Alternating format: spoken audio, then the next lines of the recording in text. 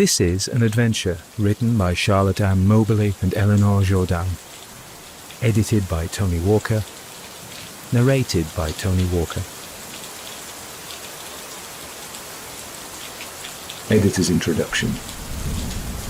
This book was originally published in 1910 and represents the accounts and research of two English women who had an experience of some kind of time slip in the gardens of the Palace of Versailles outside Paris on August the 10th, 1901. They apparently walked through the gardens as they were on August the 10th, 1792, the day the French monarchy fell during the French Revolution. They wrote a book about this called An Adventure, though the incident is also known as the Ghost of the Petit Trianon. This account is remarkable for its detail of the accounts of the two women and the efforts they went to establish the historical evidence for their belief that they had strayed into the past. They wrote the book under pseudonyms, Elizabeth Morrison and Frances Lamont, though their actual names were Charlotte Moberly, born 1846, died 1937, and Eleanor Jourdan, born 1863, died 1924. Moberly's father was headmaster at the prestigious Winchester School and later Bishop of Salisbury. In her account, she distances herself from the belief in ghosts and the occult. An epidemic of spiritualism was sweeping Britain and America at that time. Jourdan's father was a vicar of the Church of England. Moberly was principal of a hall of residence for women at Oxford University, and Jourdan was to be appointed as her assistant. Jourdan at that time was working as a tutor in Paris, and Moberly went to visit her there to get to know her better before she took up the job. As their accounts show, their visit to Versailles on the 10th of August 1901 was one of a number of tourist trips they went on while Moberly was visiting Jourdan in Paris. They wrote separate accounts of their visit 3 months later in Oxford. Interestingly, subsequent to An Adventure, Moberly had claimed to see the ghost of the Roman Emperor Constantine in the Louvre in Paris in 1914. Jourdan later became principal of St. Hugh's at Oxford, and there is a report of an almost delusional thought where she became convinced that a German spy was hiding in the college. Later, her management style caused mass resignations at the college, and in the middle of this scandal in 1924, she suddenly died. In 1931, J.W. Dunn, the author of An Experiment with Time, wrote the introduction to a new edition of An Adventure, and he said, "Hence, if Einstein is right, the contents of time are just as real as the contents of space. Marie Antoinette, body and brain, is sitting in the Trianon garden now." You will see that Moberly's theory is that somehow they were viewing the memories of Marie Antoinette from 10th of August 1792, not that they had stumbled into the past. To my mind, the idea of a time slip seems more plausible than reliving a dead person's memories. I know this is still a pretty controversial view, but I would base it on Dunn's quote above and evidence from other time slip type experiments, which I will discuss after the text of An Adventure. However, there are problems too with the time slip explanation. Moberly makes much of the anniversary that it was the 10th of August when they saw these visions, and the 10th of August was the day of the downfall of the French monarchy. Though Louis XVI and Marie Antoinette were not executed for many months, but we see that on the 10th of August 1792 the King and Marie Antoinette were at the Tuileries in central Paris when it was assailed by revolutionaries, not at Versailles. After leaving the Tuileries for their own safety, they then retreated to the National Assembly. After a deliberation, the Assembly locked them in a small reporter's box called a logograph. At the end of that day, Marie Antoinette was imprisoned in the Tower of the Temple. Albert de Saint-Armand gives a detailed account of that day in his Marie Antoinette and the Downfall of Royalty, translated Elizabeth Gilbert Martin. Also, the Count de Vaudreuil was not present in Versailles on the 10th of August 1792, as he had left France in 1789 after the storming of the Bastille. I suppose this is why Moberly does not feel she walked into the past, as it was on the 10th of August, but into the memories of Marie Antoinette as she remembered Versailles from her confined prison in a logograph at the National Assembly. She discusses these points in the chapter Answers to Questions We Have Been Asked. This text. The original text is available in the public domain. There are some problems with it, however. The authors make infuriating use of footnotes. There are nearly 200. Both to reference their sources and also to add additional commentary. I suppose that the footnotes represent thoughts that occurred to them when seeing previously typed text, and the cost of resetting the text made it easier to add these subsequent thoughts as footnotes. This has caused havoc with the optical character recognition scanner, and large sections of footnotes appear slap in the middle of the main text and make it very difficult to read. In addition to this, the authors incorporate often long quotations in French which they do not translate. The OCR has usually transcribed these quite well, except that in every case it stripped out accented letters, of which French has a lot. Again, this makes it difficult to read the texts that are available in the public domain. Add to that the normal OCR mistakes, and the text that's scanned requires a lot of effort to get through. Accordingly, I repaired the footnotes, restored the French and translated it. I did consider changing the old-fashioned referencing via footnotes to the more usual in-text referencing used in modern academic works, but decided against it because the footnotes, as infuriating as they were to restore, add to the book's charm. My own comments appear in curly parentheses.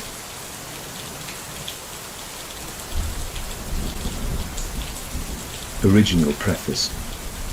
It is a great venture to speak openly of a personal experience, and we only do so for the following reasons. First, we prefer that our story, which is known in part to some, should be wholly known as told by ourselves. Secondly, we have collected so much evidence on the subject that it is possible now to consider it as a whole.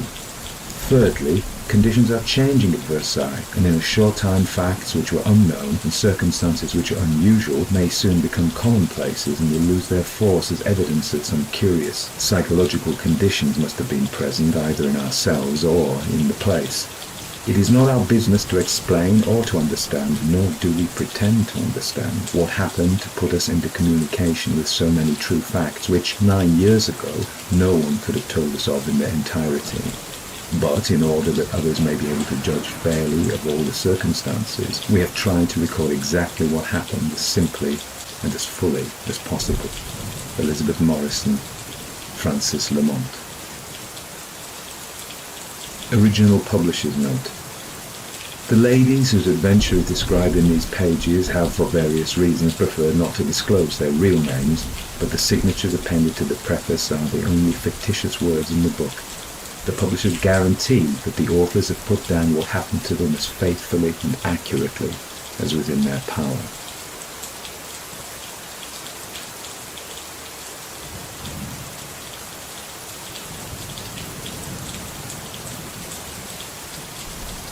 Chapter 1. Miss Morrison's, that is Charlotte Mowbray's, account of the first visit to the Petit Trianon, August 1901. After some days of sightseeing in Paris, to which we were almost strangers, on an August afternoon 1901, Miss Lamont and I went to Versailles. We had very hazy ideas as to where it was, or what there was there to be seen. Both of us thought it might prove to be a dull expedition. We went by train and walked through the rooms and galleries of the palace with interest, though we constantly regretted our inability through ignorance to feel properly the charm of the place. My knowledge of French history was limited to the very little I had learnt in the schoolroom, historical novels and the first volume of Justin McCarthy's French Revolution. Over 30 years before, my brother had written a prize poem on Marie Antoinette, for whom at the time I had felt much enthusiasm. But the German occupation was chiefly in our minds, and Miss Lamont and I thought and spoke of it several times, presumably the German occupation of Alsace-Lorraine, which began in 1871. We sat down in the Salle des Glaces, the Hall of Mirrors, also known as the Grande Galerie, a famous hall in the Palace of Versailles, 73 metres long by 11 metres wide, where a very sweet air was blowing in at the open windows over the flower beds below. And finding that there was time to spare, I suggested our going to the Petit Trianon. My sole knowledge of it was from a magazine article read as a girl, from which I received a general impression that it was a farmhouse where the Queen had amused herself. Looking in Baedeker's map, we saw the sort of direction, and that there were 2 Trianons, and set off. By not asking the way, we went an unnecessarily long way round, by the great flights of steps from the fountains and down the central avenue as far as the head of the long pond. The weather had been very hot all the week, but on this day the sky was a little overcast and the sun shaded. There was a lively wind blowing, the woods were looking their best, and we both felt particularly vigorous. It was a most enjoyable walk. After reaching the beginning of the long water, we struck away to the right down a woodland glade until we came obliquely to the other water close to the building, which we rightly concluded to be the Grand Trianon. We passed it on our left hand and came up a broad green drive perfectly deserted. If we had followed it, we should have come immediately to the Petit Trianon, but not knowing its position, we crossed the drive and went up a lane in front of us. I was surprised that Miss Lamont did not ask the way from a woman who was shaking a white cloth out of the window of a building at the corner of the lane, but followed, supposing that she knew where she was going. Cottage woman and girl. Below, we see that Lamont did not actually see the woman. Talking about England and mutual acquaintances there, we went up the lane, and then made a sharp turn to the right past some buildings. We looked in at an open doorway and saw the end of a carved staircase. But as there was no one about, we did not like to go in.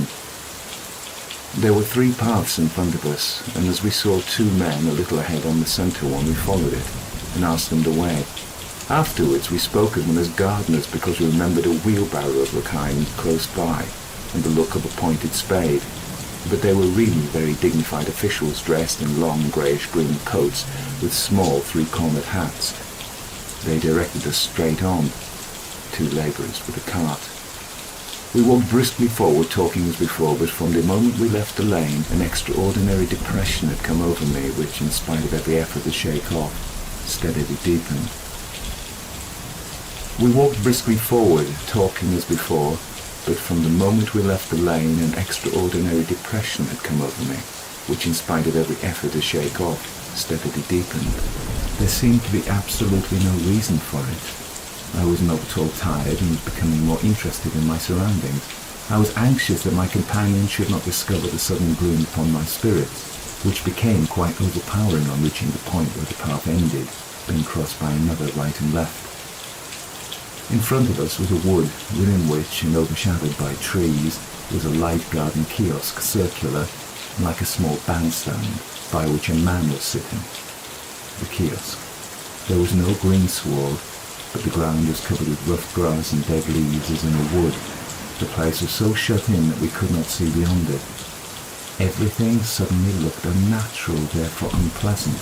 Even the trees behind the building seemed to have become flat and lifeless, like a woodworking tapestry. There were no effects of light and shade, and no wind stirred the trees. It was all intensely still. The man sitting close to the kiosk, who had on a cloak and a large shady hat, turned his head and looked at us. That was the culmination of my peculiar sensations, and I felt a moment of genuine alarm. The man's face was most repulsive, its expression odious. His complexion was very dark and rough. I said to Miss Lamont, "Which is our way?" but thought nothing would induce me to go to the left.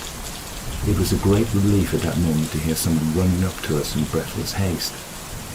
Connecting the sound with the garden, as I turned and ascertained that there was no one on the paths either to the side or behind.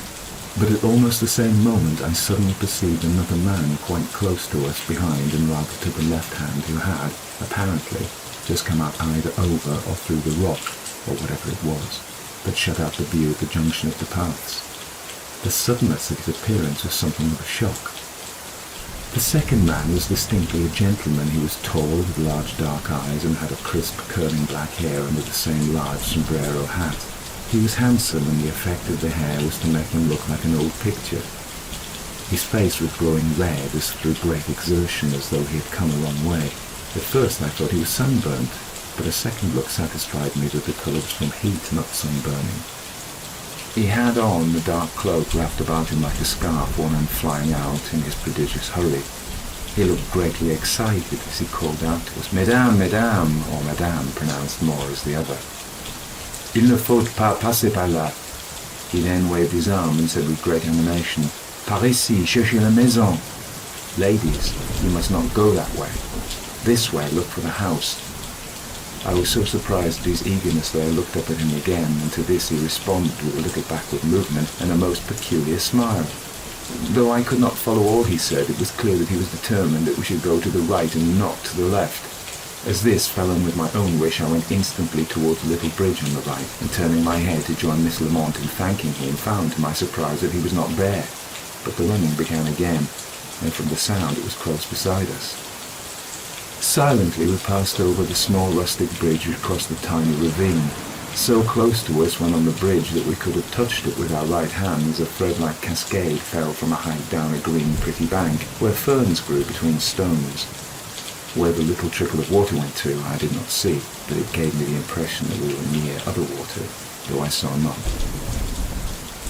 Beyond the little bridge, our pathway led under trees. It skirted a narrow meadow of long grass bounded on the further side by trees and very much overshadowed by trees growing in it.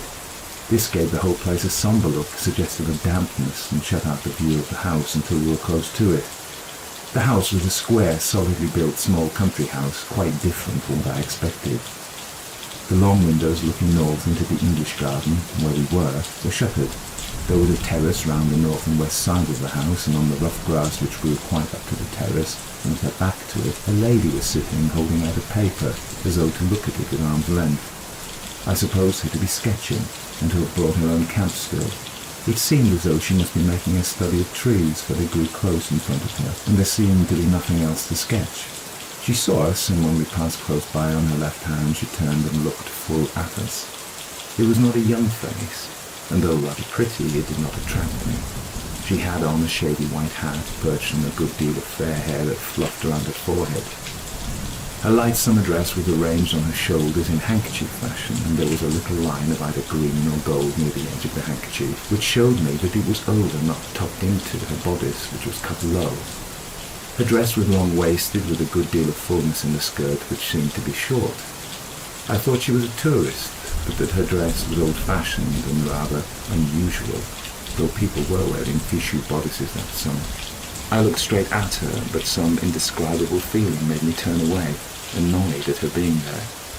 We went up the steps onto the terrace, my impression being that they led up direct from the English garden, but I was beginning to feel as though we were walking in a dream. The stillness and oppressiveness was so unnatural. Again, I saw the lady, this time from behind, and noticed that her fichu was pale green. It was rather a relief to me that Miss Lamont did not propose to ask her whether we could enter the house from that side. We crossed the terrace at the southwest corner and looked over into the cour d'honneur and then turned back, and seeing that one of the long windows overlooking the French garden was unshuttered, we were going towards it when we were interrupted. The terrace was prolonged at right angle in front of what seemed to be a second house. The door of it suddenly opened, and a young man stepped out onto the terrace, banging the door behind him. He had the jaunty manner of a footman, but no livery, and called to us, saying that the way into the house was by the cour d'honneur, and offered to show us the way round. He looked inquisitively amused as he walked by us down the French garden, till we came to an entrance into the front drive. We came out sufficiently near the first lane we had been in to make me wonder why the garden officials had not directed us back, instead of telling us to go forward. When we were in the front entrance hall, we were kept waiting for the arrival of a merry French wedding party. They walked arm in arm in a long procession round the rooms, and we were at the back, too far off from the guide to hear much of his story. We were very much interested and felt quite lively again. Coming out of the cour d'honneur, we took a little carriage which was standing there, and drove back to the Hôtel Le Réservoir in Versailles, where we had tea.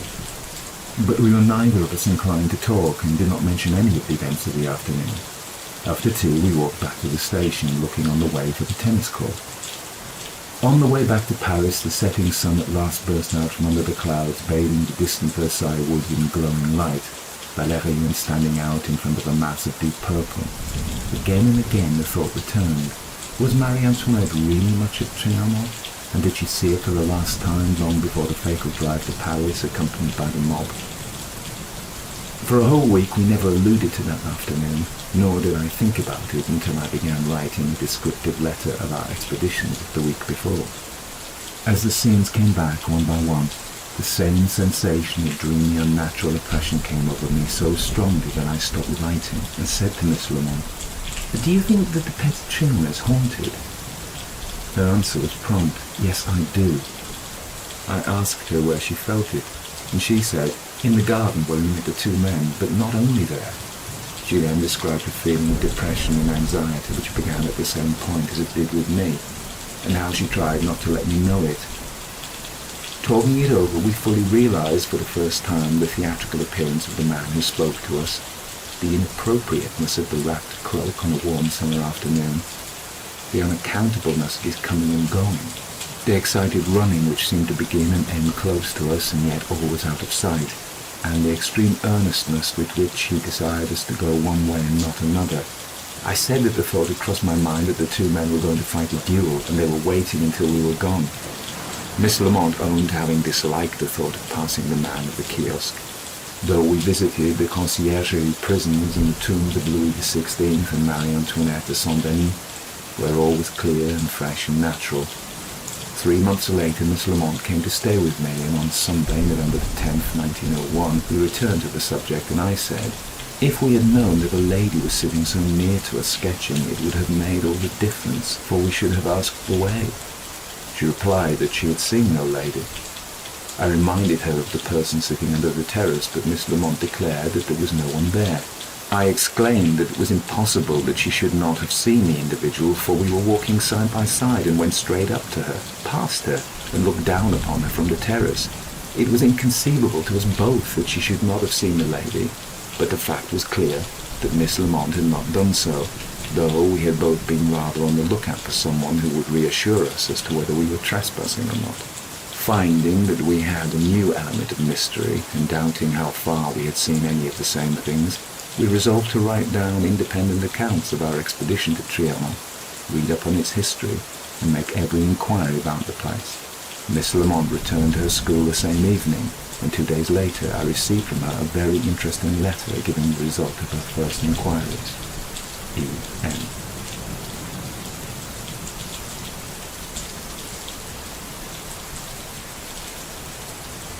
Miss Lamont studies Eleanor Jourdain's account of her first visit to the Petit Trianon in August 1901. In the summer of 1900 I stayed in Paris for the first time, and in the course of that summer took a flat and furnished it, intending to place a French lady there in charge of my elder schoolgirls. Paris was quite new to me, and beyond seeing the picture galleries and 1 or 2 churches, I made no expeditions except to shops, for the exhibition of 1900 was going on, and all my free time was spent in seeing it with my French friends. The next summer, however, 1901, when after several months at my school in England I came back to Paris, it was to take the first opportunity possible of having a visitor to stay there, and I asked Miss Morrison to come with me. Miss Morrison suggested our seeing the historic part of Paris in something like chronological order, and I looked forward to seeing it practically for the first time with her. We decided to go to Versailles one day, though rather reluctantly, as we felt it was diverging from our plan to go there too soon. I did not know what to expect, as my ignorance of the place and its significance was extreme, so we looked up general directions in Baedeker and trusted to finding our way at the time. After spending some time in the palace, we went down by the terrace and struck to the right to find the Petit Trianon. We walked for some distance down a wooded alley and then came upon the buildings of the Grand Trianon, before which we did not delay. We went on in the direction of the Petit Trianon, but just before reaching what we knew afterwards to be the main entrance, I saw a gate leading to a path cut deep below the level of the ground above. And as the way was open and had the look of an entrance that was used, I said, "Shall we try this path? It must lead to the house." And we followed it. To our right we saw some farm buildings looking empty and deserted. Implements, among others a plough, were lying about. We looked in but saw no one. The impression was saddening, but it was not until we reached the crest of the rising ground, where there was a garden, that I began to feel as if we had lost our way, and as if something were wrong. There were 2 men there in official dress, greenish in colour, with something in their hands. It might have been a staff. A wheelbarrow and some other gardening tools were near them. They told us, in answer to my inquiry, to go straight on. I remember repeating my questions because they answered in a seemingly casual and mechanical way, but only got the same answer in the same manner.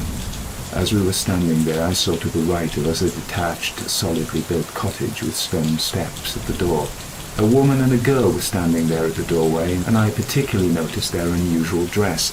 Both wore white kerchiefs tucked into the bodice, and the girl's dress, though she looked 13 or 14 only, was down to her ankles.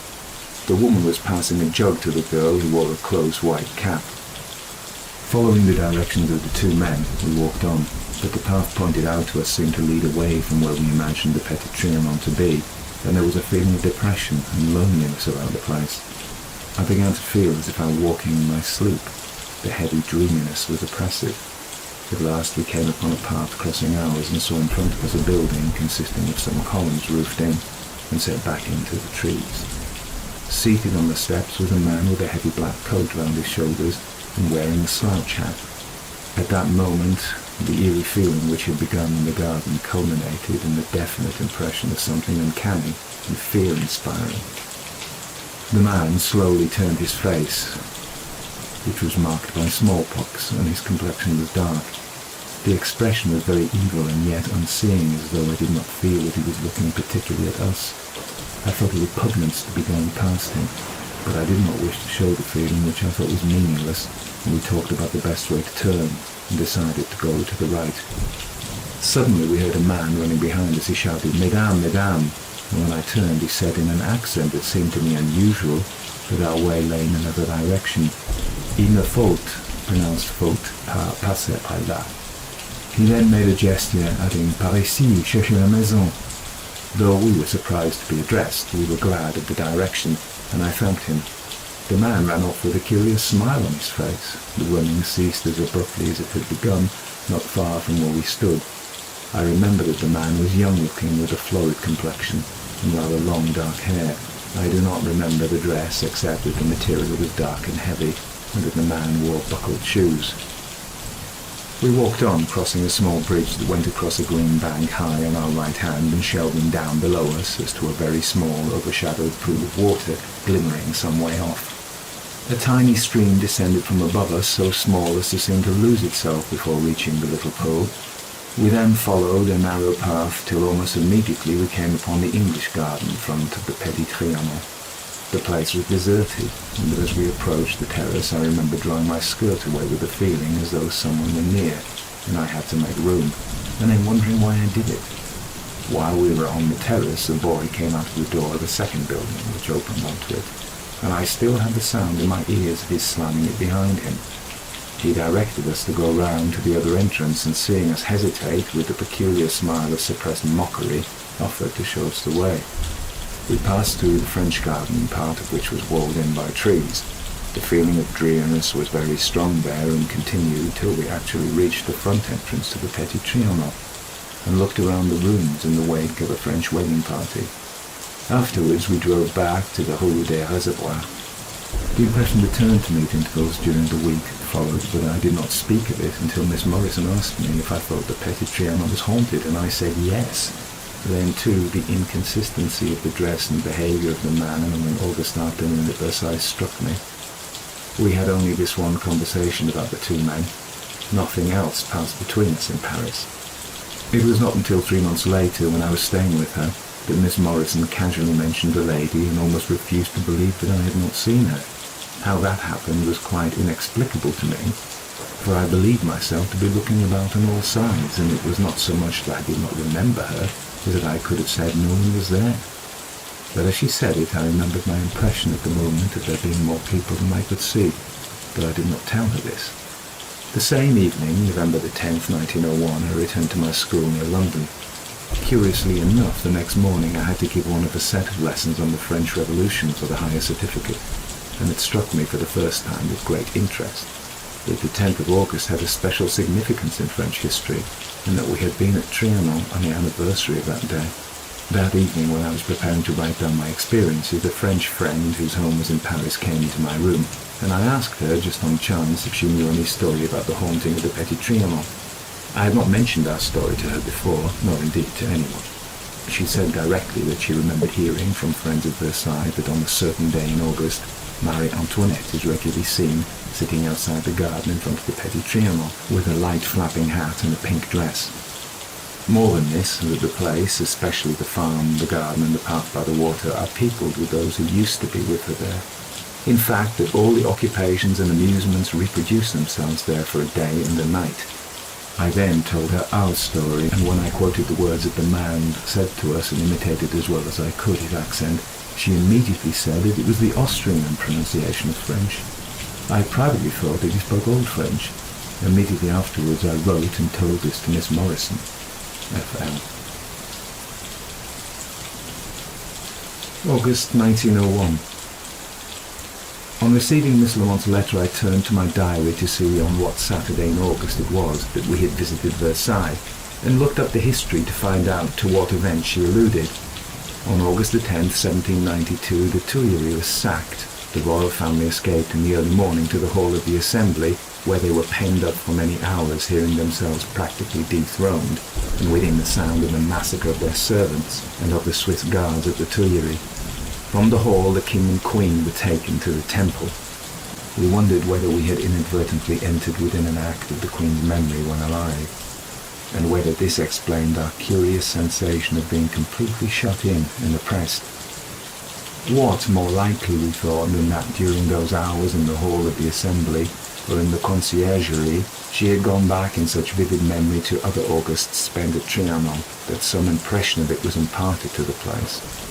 Some pictures which were shown to me proved that the outdoor dress of the gentlemen at court had been a large hat and cloak, and that the ladies wore long-waisted bodices with full-gathered short skirts, fichus and hats.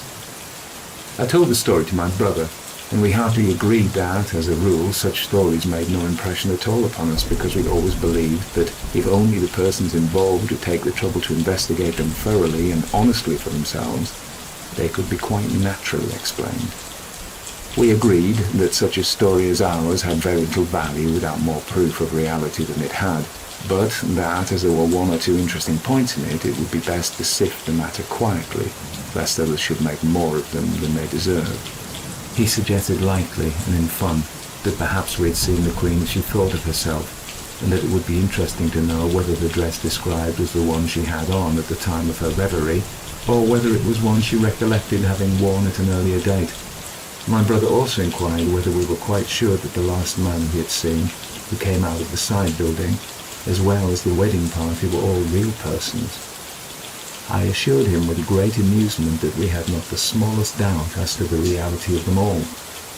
As Miss Lamont was going to Paris for the Christmas holidays, I wrote and asked her to take any opportunity she might have to see the place again, and to make a plan of the paths and the buildings, for the guidebook spoke of the Temple de la Mort and the Belvedere, and I thought one of them might prove to be our kiosk. E.M. Chapter 4. Miss Lamont's account of her second visit to the Petit Trianon, January 1902. On January 2nd, 1902, I went for the second time to Versailles. It was a cold and wet day, but I was anxious not to be deterred by that, as it was likely to be my only possible day that winter. This time I drove straight to the Petit Trianon, passing the Grand Trianon. Here I could see the path up which we had walked in August. I went, however, to the regular entrance, thinking I would go at once to the Temple de la Mort, even if I had time to go no further. To the right of the Cour d'Honneur was a door in the wall. It led to the Hameau de la Reine, Marie Antoinette's private little farm and place of amusement, and to the gardens. I took this path and came to the Temple de la Mort, which was not the building we had passed in the summer. There was so far none of the eerie feeling we had experienced in August, but on crossing a bridge to go to the Hameau, the old feeling returned in full force. It was as if I had crossed the line and was suddenly in a circle of influence. To the left I saw a tract of park-like ground, the trees bare and very scanty. I noticed a cart being filled with sticks by two labourers, and thought I could go to them for directions if I lost my way. The men wore tunics and capes with pointed hoods of bright colours, a sort of terracotta red and deep blue. I turned aside for an instant, not more, to look at the Hameau, and when I looked back, men and cart were completely out of sight, and this surprised me, as I could see a long way in every direction, and though I had seen the men in the act of loading the cart with sticks, I could not see any trace of them on the ground either, at the time or afterwards. I did not, however, dwell upon any part of the incident, but went on to the Hameau. The houses were all built near a sheet of water, and the old oppressive feeling of the last year was noticeable, especially under the balcony of the Maison de la Reine, and near a window in what I afterwards found to be a laterie, or dairy. I really felt a great reluctance to go near the window or look in, and when I did so, I found it shuttered inside. Coming away from the Hameau, I at last reached a building which I knew from my plan to be the smaller orangerie. Then, meaning to go to the Belvedere, I turned back by mistake into the park and found myself in a wood so thick that though I had turned towards the Hameau, I could not see it. Before I entered, I looked across an empty space towards a belt of trees to the left of the Hameau, some way off, and noticed a man, cloaked like those we had seen before, slip swiftly through the line of trees. The smoothness of his movement attracted my attention. I was puzzling my way among the maze of paths in the wood when I heard a rustling behind me which made me wonder why people in silk dresses came out on such a wet day, and I said to myself, just like French people. I turned sharply round to see who they were, but saw no one, and then, all in a moment, I had the same feeling as by the terrace in the summer, only in a much greater degree. It was as though I were closed in by a group of people who already filled the path, coming from behind and passing me. At one moment there seemed really no room for me. I heard some women's voices talking French and caught the words Monsieur and Madame said close to my ear. The crowd got scarce and drifted away, and then faint music, as of a band not far off, was audible. It was playing very light music with a good deal of repetition in it. Both voices and music were diminished in tone as in a phonograph, unnaturally. The pitch of the band was lower than usual. The sounds were intermittent, and once more I felt the swish of a dress close by me. I looked at the map which I had with me, but whenever I settled which path to take, I felt impelled to go by another. After turning backwards and forwards many times, I at last found myself back at the orangerie, and was overtaken by a gardener. I asked him where I should find the Queen's Grotto that had been mentioned in the Nolac's book, which I had procured while in Paris.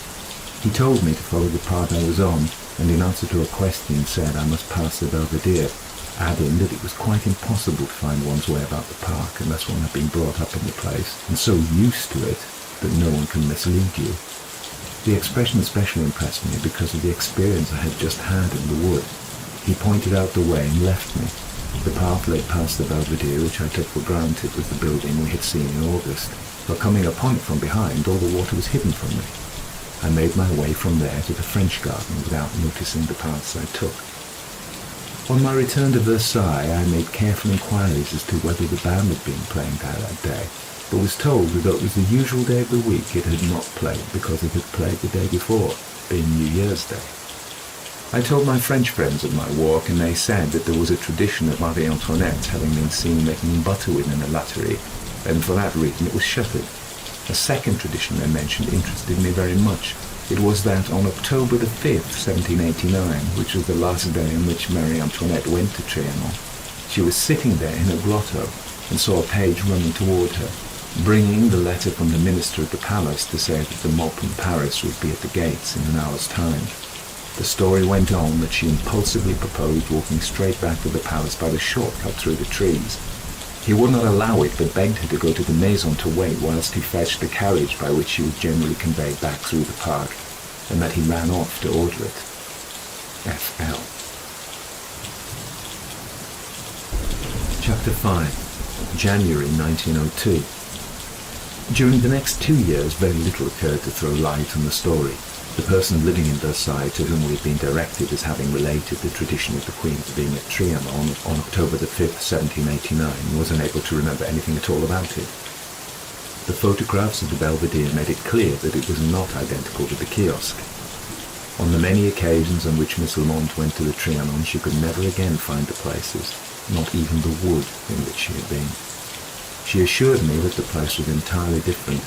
The distances were much less than we had imagined, and the ground was so bare that the house and the hameau were in full view of one another, and that there was nothing unnatural about the trees. Miss Lamont brought back from Paris La Reine Marie Antoinette by Monsieur de Nolac and the Petit Trianon by Desjardins. We noticed that Monsieur de Nolac related the traditional story of the Queen's visit, and that the Comte de Vaudreuil had betrayed the Queen by inciting her to the fatal acting of the Barbière de Seville in her own theatre at Trianon, was a Creole, and marked by smallpox. Turning over the pages of Desjardins, I found Wertmüller's portrait of the Queen, and exclaimed that it was the first of all the pictures I had seen which at all brought back the face of the lady. Some weeks later, I found this passage. This tableau of the Queen was poorly received by contemporary critics who found it cold, without majesty, without grace. For posterity, on the contrary, it is a very great merit, that of looking like her. Madame Campan said that no good portrait of the Queen existed except that by Wertmüller, and that by Madame Lebrun, painted in 1787. In January 1904, Miss Lamont went to the Comédie Française to see the Barbière de Seville, and noticed that the alguazils standing around were exactly dressed like our garden officials, but had red stockings at it. This was interesting as the Comédie Française is a descendant of the Royal Private Theatre, and the old royal liveries worn by the subordinate actors, who were in earlier times the royal servants, are carefully reproduced of it. Also, she reported that Almaviva was dressed in a dark cloak and a large Spanish hat, which was said to be the outdoor dress of French gentlemen of the period. E.M.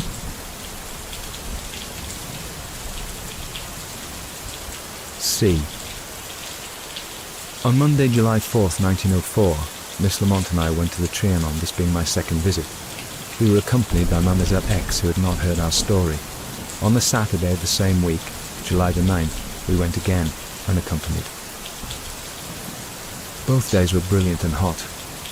On both occasions, the dust glare, trams and comers and goers were entirely different from the quietness and solitude of our first visit in 1901. We went up the lane, as at the first time, and turned to the right, on reaching the building, which we had now learned to call Le Logement de Corps de Garde. From this point, everything was changed. The old wall facing us had gates, but they were closed, and the one through which we had seen the drive passing through a grove of trees seemed to have been closed for a very long time.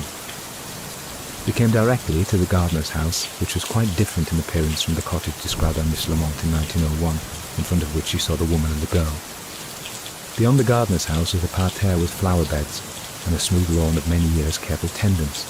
It did not seem to be the place where we had met the garden officials. We spent a long time looking for the old paths. Not only was there no trace of them, but the distances were contracted, and always on a smaller scale than I recollected.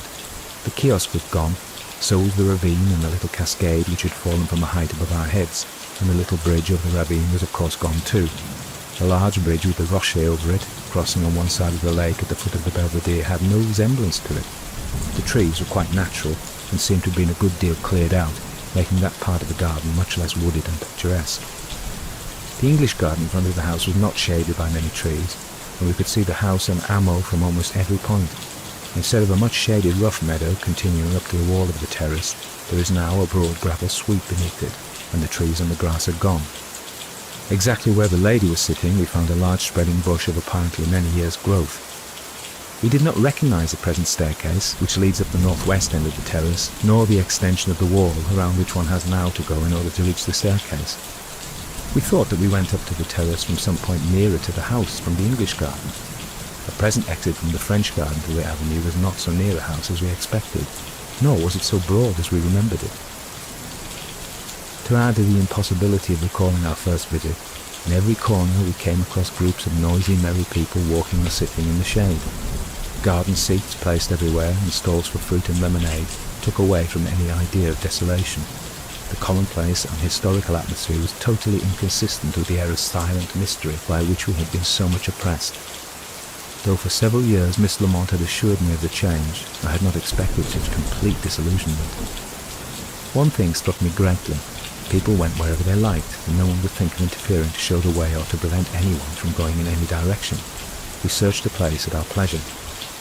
We went to the Amo following the path taken by Miss Lamont on January the 2nd, 1902.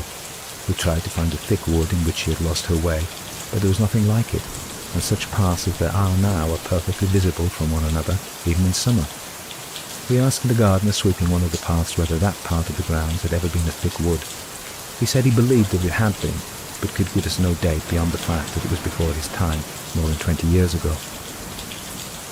On our return to Versailles, we went into a bookseller's shop and asked if he had any maps or views of the Petit Trianon, as it had been in the old days. He showed us a picture, which he would not part with, of the Jeu de Bague. We saw at once that the central building had some likeness to the kiosk, but that the surrounding part was not like, and its position was unsuitable for our purpose. We inquired about the green uniforms of the garden officials, and he emphatically denied their existence. He said that green was one of the colours of the royal liveries. And when we answered that 3 years before persons in long green coats had directed us in the grounds, he spoke of it as impossible, unless, he added, they were masqueraders. One of the guardians of the palace also told us that the green was a royal livery, and now only the president had the right to use it on certain occasions. We asked how long the gardens had been thrown open to the public and people allowed to wander everywhere, and were told that it had been so for years, and this evidently implied a great many years. The result of this visit was to make us take a graver view of the two first visits. and we resolved to look into the matter as carefully as we could, and to be entirely silent about the change of scenery until we had explained it somewhat to ourselves. After some years, and in spite of various false leads, we have been able to put together some very interesting facts. The details of this search are recorded in a book which to us goes by the name of the Green Book. It contains the original papers written in 1901, the history of the gradual accumulation of information, correspondence with one another and also with others on the subject, and accounts written by one or two friends who have helped us at different times, also pictures, maps and a list of books consulted, and the account of curious incidents which took place during the search, EM and FL. Part 2. Summary of the results of research. 1. The plough. The first incident in our expedition to Trianon in 1901 was that after passing the Logement des Corps des Gardes, a small hand plough was seen by Miss Lamont lying on the ground not far from some wide open gates in an old wall opposite us, through which we could see the stems of a grove of trees and a drive leading through it. In 1905, Miss Lamont was told by a gardener that no plough was kept at Trianon. There was no need of one, as the government only required the lawns, walks, water, trees and flowers to be kept up. In 1908, another gardener told us both that ploughs had entirely altered in character since the Revolution, and it was not likely that the old type would be seen anywhere in France now. It would seem that no plough was used ordinarily at Trianon even in the old days, for amongst the list of tools bought for the gardeners from 1780 to 1789, there is no mention of a plough. We learned in 1905 from Desjardins' book that throughout the reign of Louis XVI, an old plough used in his predecessor's reign had been preserved at the Petit Trianon, and so with the king's other properties during the Revolution. A picture of this identical plough procured in 1907 showed that it had handles like the one seen in 1901, but the cutting part was hidden in the ground and could not be compared. In the old map of 1783 there is ploughed land where later the Ammer was built and the sheet of water placed, but there is none in the later maps, nor any now to be seen in the grounds. 2. The Guards. The second event was our meeting with two dignified, thoughtful-looking officials dressed in long green coats and three-cornered hats, holding something in their hands which Miss Lamont wrote of in 1901 as possibly being staged. In response to our inquiry for the Petit Trianon, they coldly directed us forward. There are no officials so dressed at Trianon now. At present they wear black with tricolored rosettes in their hats. In summer they have white trousers. In 1904 we were told by fully informed persons at Versailles that it was impossible that we should have seen such uniforms, unless they were worn by masqueraders, for green was a royal livery and no one wore it now at Trianon. Supposing them to have been masqueraders, the dress may have been that of the Garde de la Porte, the guards of the gate. The ceremonial overdress of the Garde de la Porte, as was that part of the Garde du Corps, Garde de la Manche, Guards of the Sleeve, was green with gold and silver embroidery and red stockings. They carried halberds, but the officers had galon, braid instead of embroidery, and no red stockings. They carried an ebony cane with an ivory ball. The livery of the Comte d'Artois, who was Colonel General of the Garde Suisse, the Swiss Guards, was green, and those of the Garde du Corps and Swiss who were in his service had green uniforms. There is evidence of much quieter dress without even galon called the petite livrée, the underdress or relaxed dress of the soldiers, which was probably green, as it was worn by the Swiss, the piqueurs, the Gardes de la Porte, and les garçons jardinières. The traditional dress of those royal servants who filled the minor parts of the royal theatre at Versailles is still to be seen at the acting of the Barbier de Seville in the Comédie Française, which is a descendant of the royal theatre. This dress, apart from the added red stockings, is the same as the one we saw in 1901. In 1908 we learned that the Porte du Jardinière, the Petit Trianon, was always guarded when the Queen was there, and that on October 5th, 1789, the guards were two of the three Bercy brothers who, with Breval, were generally on duty whenever the Queen was in residence at Trianon. From their writing and spelling, they were evidently well educated. In 1910 we found that they had the title of Garçons Jardinières de la Chambre, the gardener lads of the chamber, and they are said to have been stationed at La Pépinière proche de la maison, the most ancient pépinière nursery was close to the gardener's house.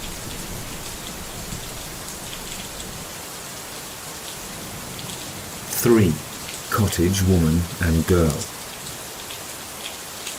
While speaking to the two men, Miss Lamont observed on her right hand a solidly built cottage with stone steps, on which a woman in old-fashioned dress was standing, handing something to a girl of about 13 or 14, who wore a white cap and skirts nearly reaching to her ankles. In 1904, Miss Lamont saw a picture resembling this cottage in its general appearance in the Album Vitrinon at the Bibliothèque Nationale, the National Library. In 1908, she and a friend discovered such a cottage, more than one, within the gates which are not far from the place where she had seen the plough. These cottages were not in the right position for our experience in 1901, but the type was the same. In 1908, we discovered from the map of 1783 that there was a building, not now in existence, placed against the wall outside of the gardener's yard between the alley and the gardener's gate. If our original route lay through this yard to the English garden, this building would be exactly in the right place for Miss Lamont's cottage. In September 1910, we saw from marks on this wall that the building might have stood here, for the cornice of the wall is broken into, and there seems to be a perpendicular line from it to the ground visible through the plaster. A photograph shows this. If the girl seen should be the Marion of Madame Julian Auvergne's story, first read in 1906, she would have been 14 years old in 1789, and her mother was then alive. Her father's house would have been near the reservoir, but not within the locked gates of any enclosure, for she let herself out at night by an open window. All of this would suit the position of the building on the map.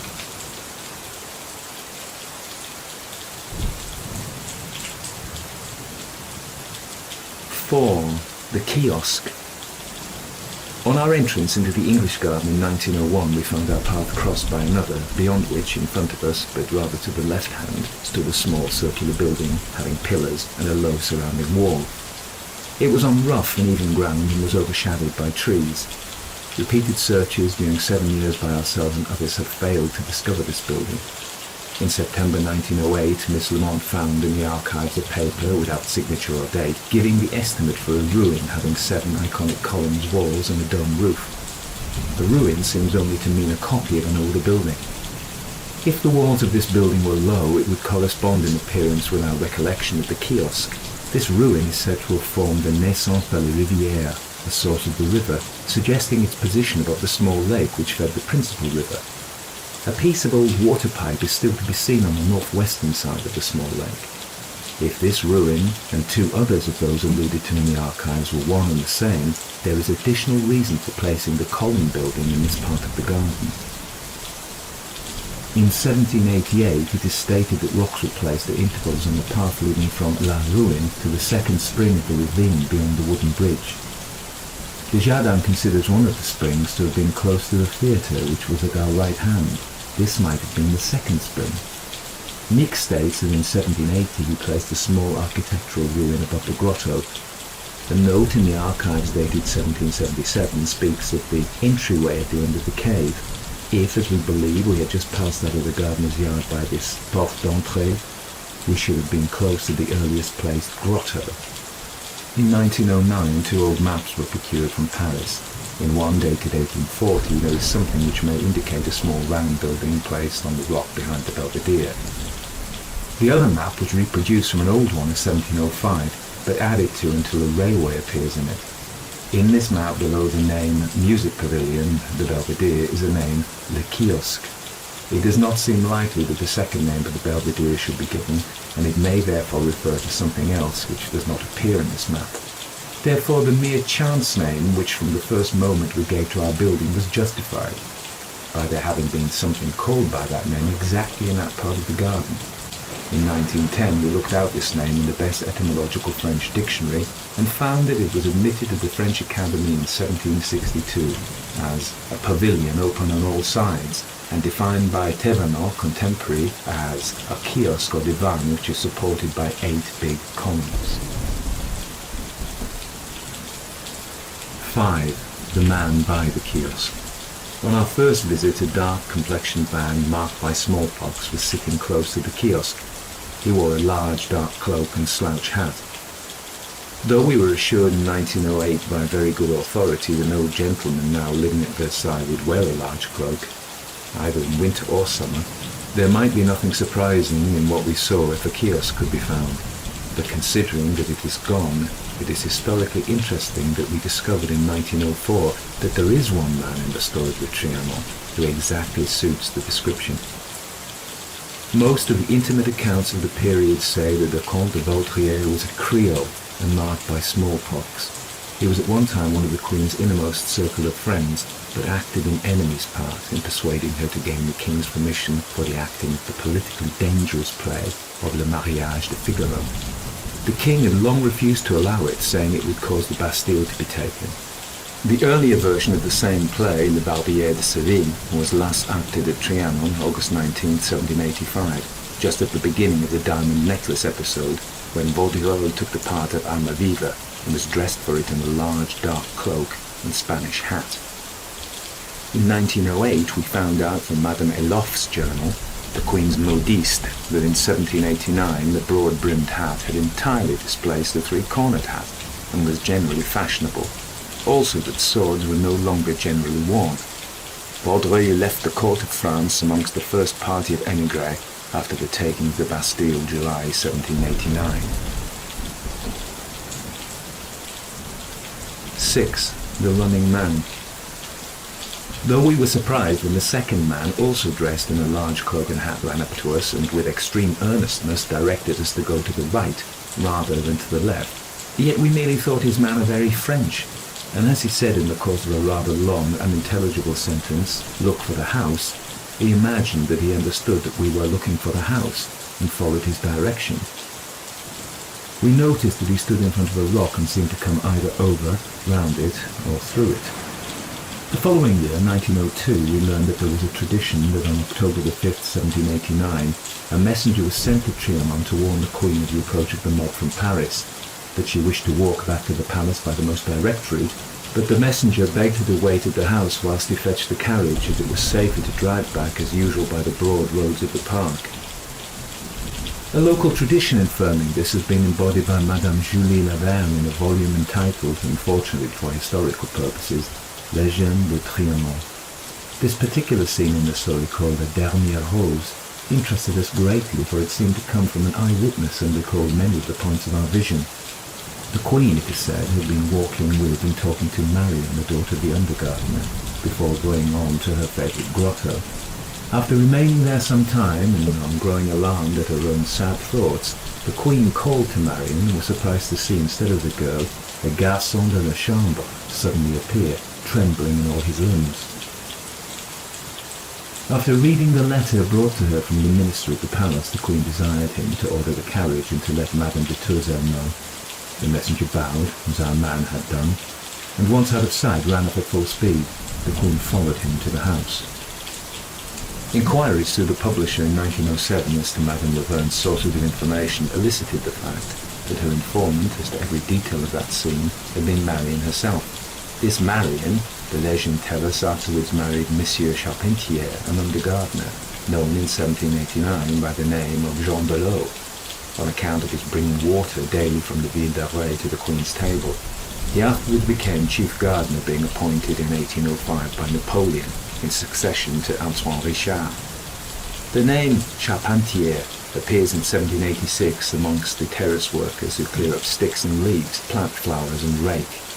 In 1783, Marianne received wages for picking up leaves in the Trianon grounds. This is quite possible, as children are said to have been used for that work, and the absence of surname suggests that she was the daughter of one of the gardeners.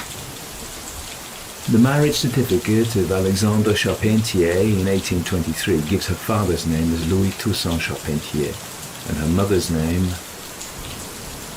The marriage certificate of Alexandre Charpentier in 1823 gives his father's name as Louis Toussaint Charpentier, and his mother's name is Marianne Lemagnan. The marriage certificate of these persons, from which we should have learnt their age, is said to have been destroyed. In the wages book, the names of two Lemongrin, elder and younger, appear, also Magny, but not, so far as being discovered, Lemagnan. If this Marianne Charpentier was 21 years old at her son's birth, November 1796, She would have been 8 years old in 1783 and 14 in 1789. This would suit the Marianne of the archives, Madame Lavern's story, and the girl seen by Miss Lamont. Two more points show the faithfulness of Marian's account of that scene. Madame Laverne, quoting her, says that the pale rays of autumn sunshine lighted up the faded flowers. It must therefore have been fairly fine, and in the wages book it appears on October the 5th, 1789, all the gardeners were at work in the grounds, and it is stated that on wet days they worked under cover, sometimes clearing out the passages of the house. Secondly, she says that the Queen sat at the entrance of her grotto, where fallen leaves choked the course of the stream. From entries of payment it appears that the streams were cleared of dead leaves on October the 1st, 2nd and 3rd, 1789, but not on the 4th, 5th, or ever again. It is exactly a point which Marian would have noticed.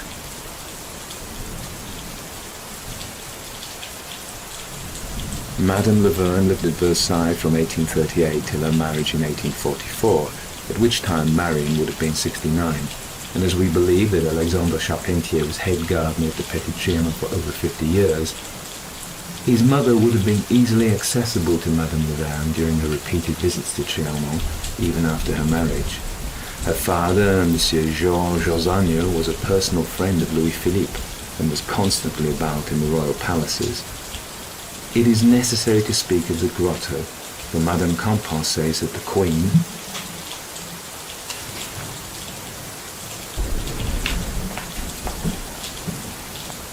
Queen was sitting in her cave when she received a written word which begged her to return to Versailles. Madame Laverne says Marian went to the rose flower bed and the Queen sat down by her favourite grotto at the entrance to the small spring. The yellowed leaves falling from the trees covered the earth and blocked the course of the stream. The murmur of the small waterfall that flowed inside the grotto echoed only in the grove. Scared of being alone, she called Marian, but instead of the girl, a boy from the house appeared, with a letter in his hand. The Queen cannot therefore have been many steps away from the grotto, at one end or the other when the messenger came to her. In 1908 we asked to be shown this grotto, and we were taken to one on the further side of the Belvedere, near the hill called l'Escargot, which was formed in 1781. We felt sure that this could not have been either of the two grottos spoken of in the archives. In 1777, the end of one grotto is mentioned as being near the Porte de l'Entrée, at the entrance to the entryway to the garden at the bottom of the grotto of 3 wooden fences beside the river and 2 crossings. In 1777, there was a projection of a bridge and a waterfall in the rocks with a parapet. This was probably a bridge, the Vergelet Bridge, over the principal river where it issued from the larger lake. The river was made at this time. In June 1780, a new little river was planned to receive the water drained from the ravine of the grotto and to conduct it to the larger lake. For this purpose, a new grotto was made of an oval shape ornamented in ice, through which the little river was to run. The ravine of the little bridge was also planned. In August 1780, masses of rock were procured, and the little river was begun, and also a hill was thrown up to cover the grotto. In September 1780, Baudin passed the day setting up a second bridge from the side of the grotto. This second bridge was probably the present Rocher Bridge, being the second placed over the lakes. Neither of these two bridges would have been the wooden bridge,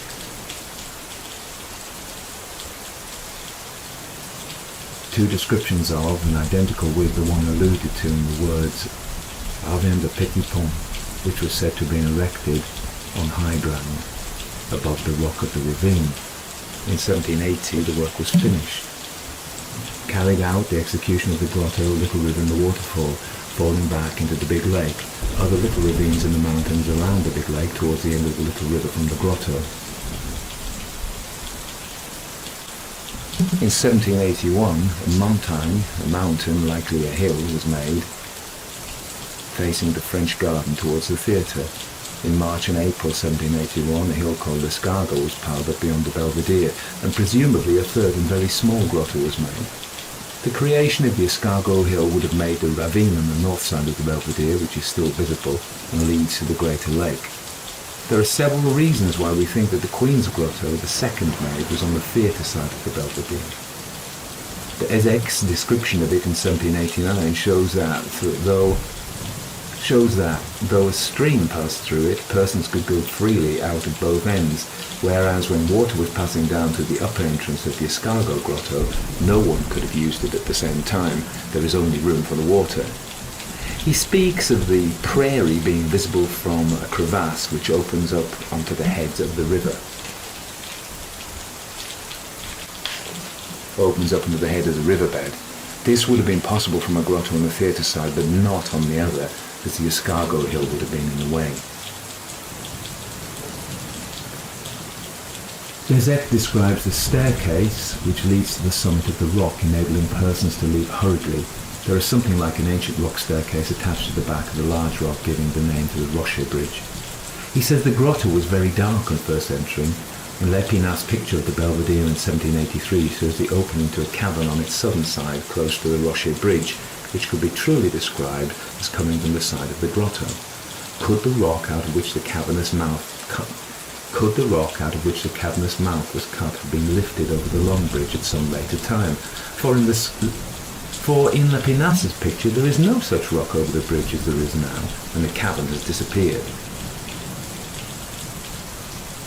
The map of 1783 represents, according to Le Jardin, Nick's project completely finished. In it, the figure 5 indicating the grotto the figure 5 indicating the grotto occurs both at the Escargot and also on the theatre side of the Belvedere.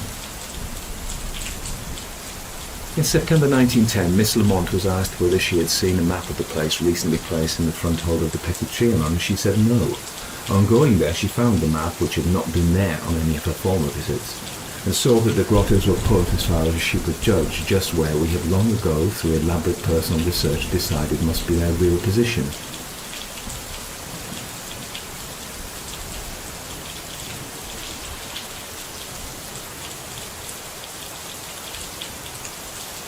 She could only make this out by standing on the table amongst the books and photographs, the map being hung too high to be easily seen. Several further points of interest have emerged in connection with the running man. In April 1908, we learned that our being directed at all in the grounds was unusual, for since September 1870 they had been thrown open until dark. The difficulty now experienced is to find the guide. He spoke of the maison. In 1907 we found out that the Queen was in the habit of calling the Petit Trianon ma maison de Trianon, my house of the Trianon, to distinguish it from the palace and the chateau. Louis XVI had presented it to Marie Antoinette on his accession. The Queen is reported by Marion to address the messenger of Breton. This is not an uncommon name about the court in Old Versailles. The court almanac for 1783 shows that then the Queen had a page de l'écurie called de Bretagne from Brittany. The pages de la Chambre sometimes became de l'écurie before receiving a commission or some other office. He is not mentioned in the Almanac of 1789, but, as we know from other instances, it does not follow necessarily that he has no office in the household. It does not follow necessarily that he have no office in the household. Madame Eloff, the Queen's modiste, mentions a Mademoiselle Breton amongst the Queen's women, who does not appear in the Almanac. If de Bretagne was 16 years old in 1783, he would have been 22 in 1789, just in the fresh young vigour suitable to our running man.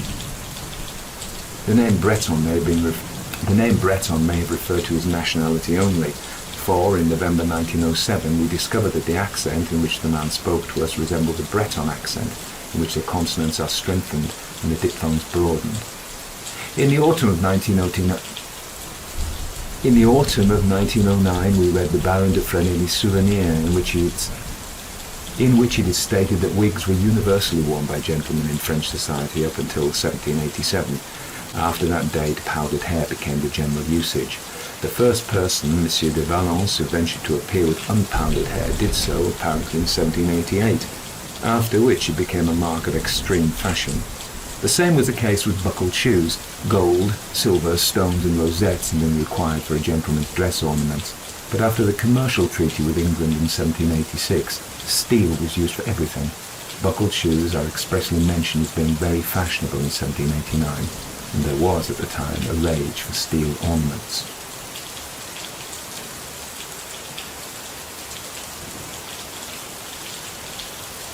Bridge over a little cascade. Following the man's direction, we turned to the right and walked over a small rustic bridge which crossed a tiny waterfall coming from above us on our right hand and flowing in front of a little rocky cliff with ferns growing in the crevices.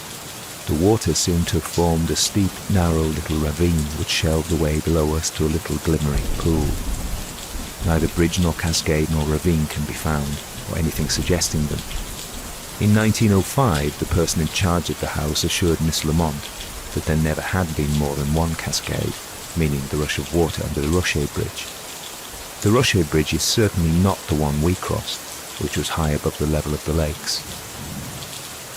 In 1907, we bought Souvenir d'un Page by the Comte des Ecs. He says, in front of the lawn which ends at a rock shadowed by pines, by cedars, by larches, and surmounted by a rustic bridge as one might see in the mountains of Switzerland and the precipices of Valais, this rural and wild view is made sweet by the third facade of the castle. He also speaks of water passing through the moss-lined grotto which, according to our idea, must have been below us, but close by on our right hand. Madame Laverne writes of the Petite Cascade, the little waterfall, and of the sound of it in the grotto. In April 1908, extracts from Nick's accounts and plans for the Trianon grounds were procured from the archives, giving the history of the grottos. June the 4th, a clay model was made of the ravine with little bridges. 1788, a piece at the top of the rock of the ravine, the passing of carriages on the wooden bridge. A piece opposite the rock of the ravine along the path to the ruin on the wooden way to the second spring of the ravine. The first source or spring was probably close to the ruin, our kiosk. The second source might coincide with Desjardins' source, which he places a few steps from the hen house, and was probably meant to feed the little river which passed through the Queen's Grotto, carrying off the water from the stagnant pool between the grottos to the larger lake. That would exactly agree with the position of our little cascade, small bridge and glimmering pool. In April 1908, an old manuscript map was found amongst such archive papers as relate to the grottos, showing a small bridge in the right position relative to the lakes, the Rocher Bridge, and the place where we believe the Queen's Grotto to have been.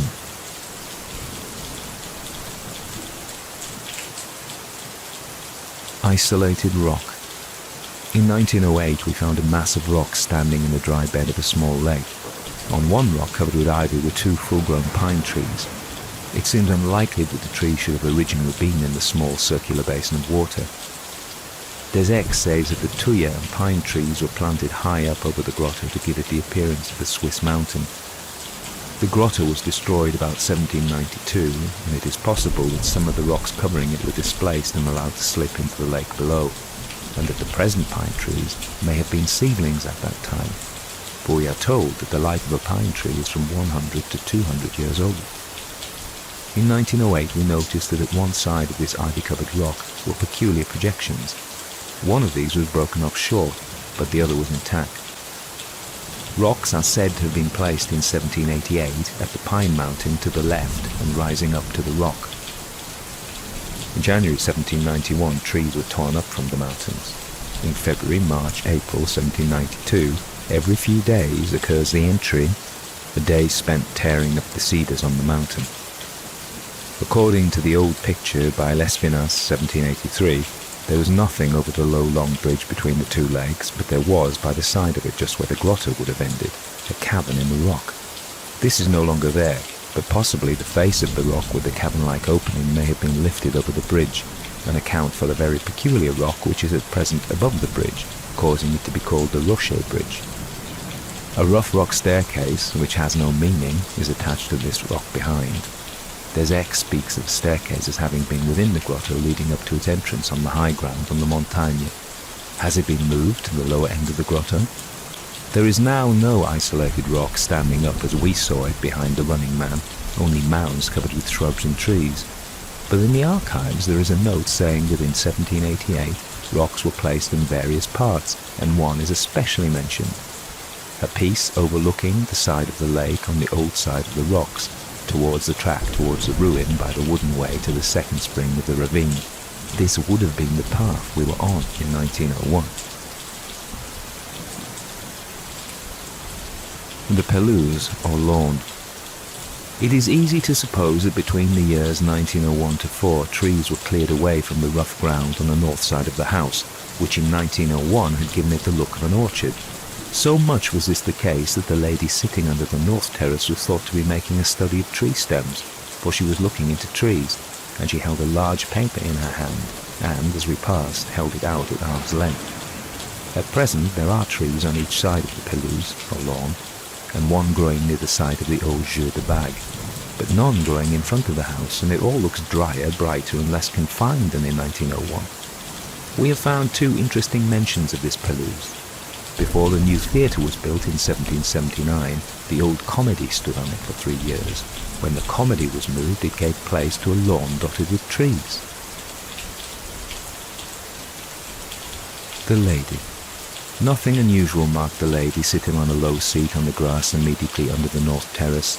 I remember recognizing that her light-coloured skirt, white fichu and straw hat were in the present fashion, but they struck me as rather dowdy in the general effect. She was so near us that I looked full at her, and she bent slightly forward to do the same. I never doubted that we had both seen her, and 3 months after was astonished to hear that Miss Lamont had not done so. That sounds simple to others, to ourselves it is inexplicable. Miss Lamont had seen the plough, the cottage, the woman, and the girl, which I had not. But she is generally more observant than I, and there were other things to look at. At this moment there was nothing to see on the right and merely a shady, damp-looking meadow on the left, and the lady was sitting in front of the house we had come to see, and were both eagerly studying. The lady was visible some way off. We walked side by side straight up to her, leaving her slightly on the left hand as we passed up the steps to the terrace, from whence I saw her again from behind and noticed that her fichu had become a pale green. The fact that she had not been seen at a moment when we were both a little exercised by our meeting with the men, one looking so unpleasant and the other so unaccountably and infectiously excited, made a deep impression. The legend that we heard the following winter of the Queen having been occasionally seen sitting in front of the house in the English garden is of course incapable of proof, but 3 things were to us full of interest. Number 1. In 1902 I saw Wertmüller's picture of the Queen, which alone of all the many portraits shown to me in any way brought back the face I had seen, for the face was more square and the nose shorter. A few weeks later we read that Madame Campan considered it almost the only picture of her that was really like, though other people thought that it did not do her justice. Number 2. In April 1908 we learned that there was only one time during the Queen's tenure of the Petit Trianon where she could have seen strangers in her gardens, from which in the earlier days the court was entirely excluded, and to which even the king only came by invitation. For 4 months after May 1789, when the court was carried off to Paris, the public streamed in it as it liked. So many came to see the place that had been so much talked about that the king and queen had gone that summer to Mali for a little rest and quiet. That was the time when Desèque, with one of the deputies, walked round and saw the grotto and the little bridge. At the time, the Trianon officials must have learnt to treat strangers with cold politeness, but probably resenting the necessity. This exactly accounts for the manner of the guards at the Porte du Jardinier. They made no difficulty and told us that we should find the house by going that way, but in quite an unusual manner for Frenchmen. It was mechanical and disengaged. Number 3. In the summer of 1908 we read the journal of Madame Eloff, the Queen's modiste. She says that during the year 1789 the Queen was extremely economical and had very few dresses made. Madame Eloff repaired several light washing short skirts and made in July and September 2 green silk bodices, besides many large white fichu. This agreed exactly with the dress seen in 1901. The skirt was not of a fresh white, but was lightly coloured, slightly yellowish. The white fichu in front seemed to have an edge of green or gold, just as it would have appeared if the white muslin or gauze was over green. The colour would have shown more clearly at the back, but in front, where the white folds accumulated, the green would have been less prominent. The straight edge in front and the frill behind had often puzzled me, but in Madame Eloff's illustration of the fashions at that time, there are instances of the same thing. There is in the book a coloured picture of a green silk bodice with all the measurements to enable her to fit the Queen perfectly.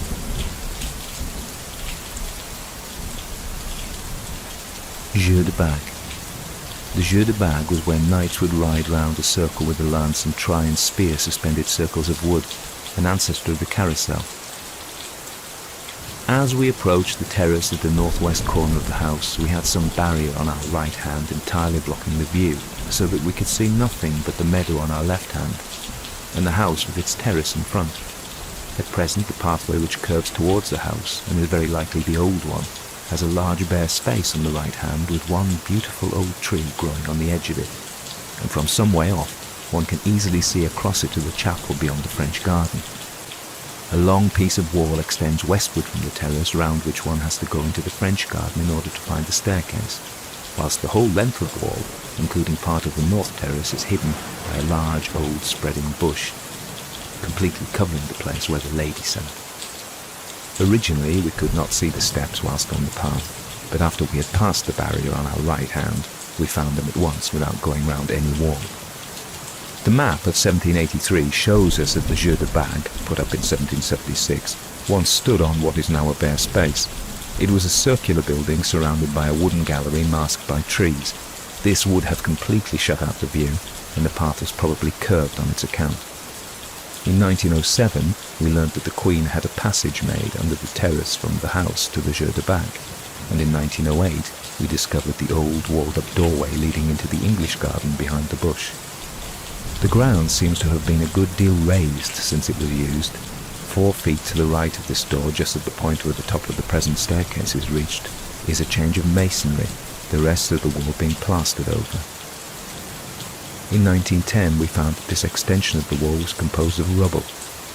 Perhaps it had been added to the stone terrace in the time of Louis Philippe. If the present staircase is old, we could have reached it easily from the English garden in the absence of the wall. But if it is not old, and it is not indicated in Meek's map, there may have been something quite different, even steps turned northward towards the English garden. In 1910 we also learned that the bush had been planted when the Duchesse d'Orléans occupied the house. The Chapel Man. Whilst we were standing at the southwest end of the terrace above the French garden, the door of a building at right angles to the house suddenly opened, and a young man came out and slammed the door behind him. He came to us very quickly along a level. His manner was jaunty and imperious, and he told us that the only way to the house was by the Cour d'Honneur. It was very difficult to hear what he said. We thought at once that we were trespassing, and looked for some way down from the terrace, upon which he constituted himself as our guide, and with an inquisitive, amused expression went with us a little way down the French garden, and showed us out into the avenue by the broad road. There is much to say about this incident. Number 1, the man evidently did not mean us to stand on the terrace so near to the house, and forced us to move away. He was the second person that afternoon who had excitedly insisted on our going one way rather than another. But now we know that since 1870 the gardens and terraces have been made public until dark, and people walk about freely. No one has ever stopped us since, nor can we hear of anyone else who has been guided as we were. Number 2. In 1905 we found that the building out of which the man came was the old chapel, which is in a ruinous condition. In 1906 Miss Lamont had leave to go into the chapel, which she had to enter from the avenue, there being no entrance from the garden. When inside she saw that the door out of which he had come was one leading into the royal gallery. The gallery now stands isolated high up on the north wall of the chapel. Formerly from inside it was reached by a door and a landing at the top of a staircase. This staircase is completely broken down, and the floor of the landing is gone, so that there is now no access to the gallery. The terrace door of the gallery is bolted, barred, and cobwebbed over from age and disuse. The guide said that the door had not been opened in the memory of any man there, not since it was used by the court. In April 1907, Miss Lamont went again to the chapel, this time with 2 companions.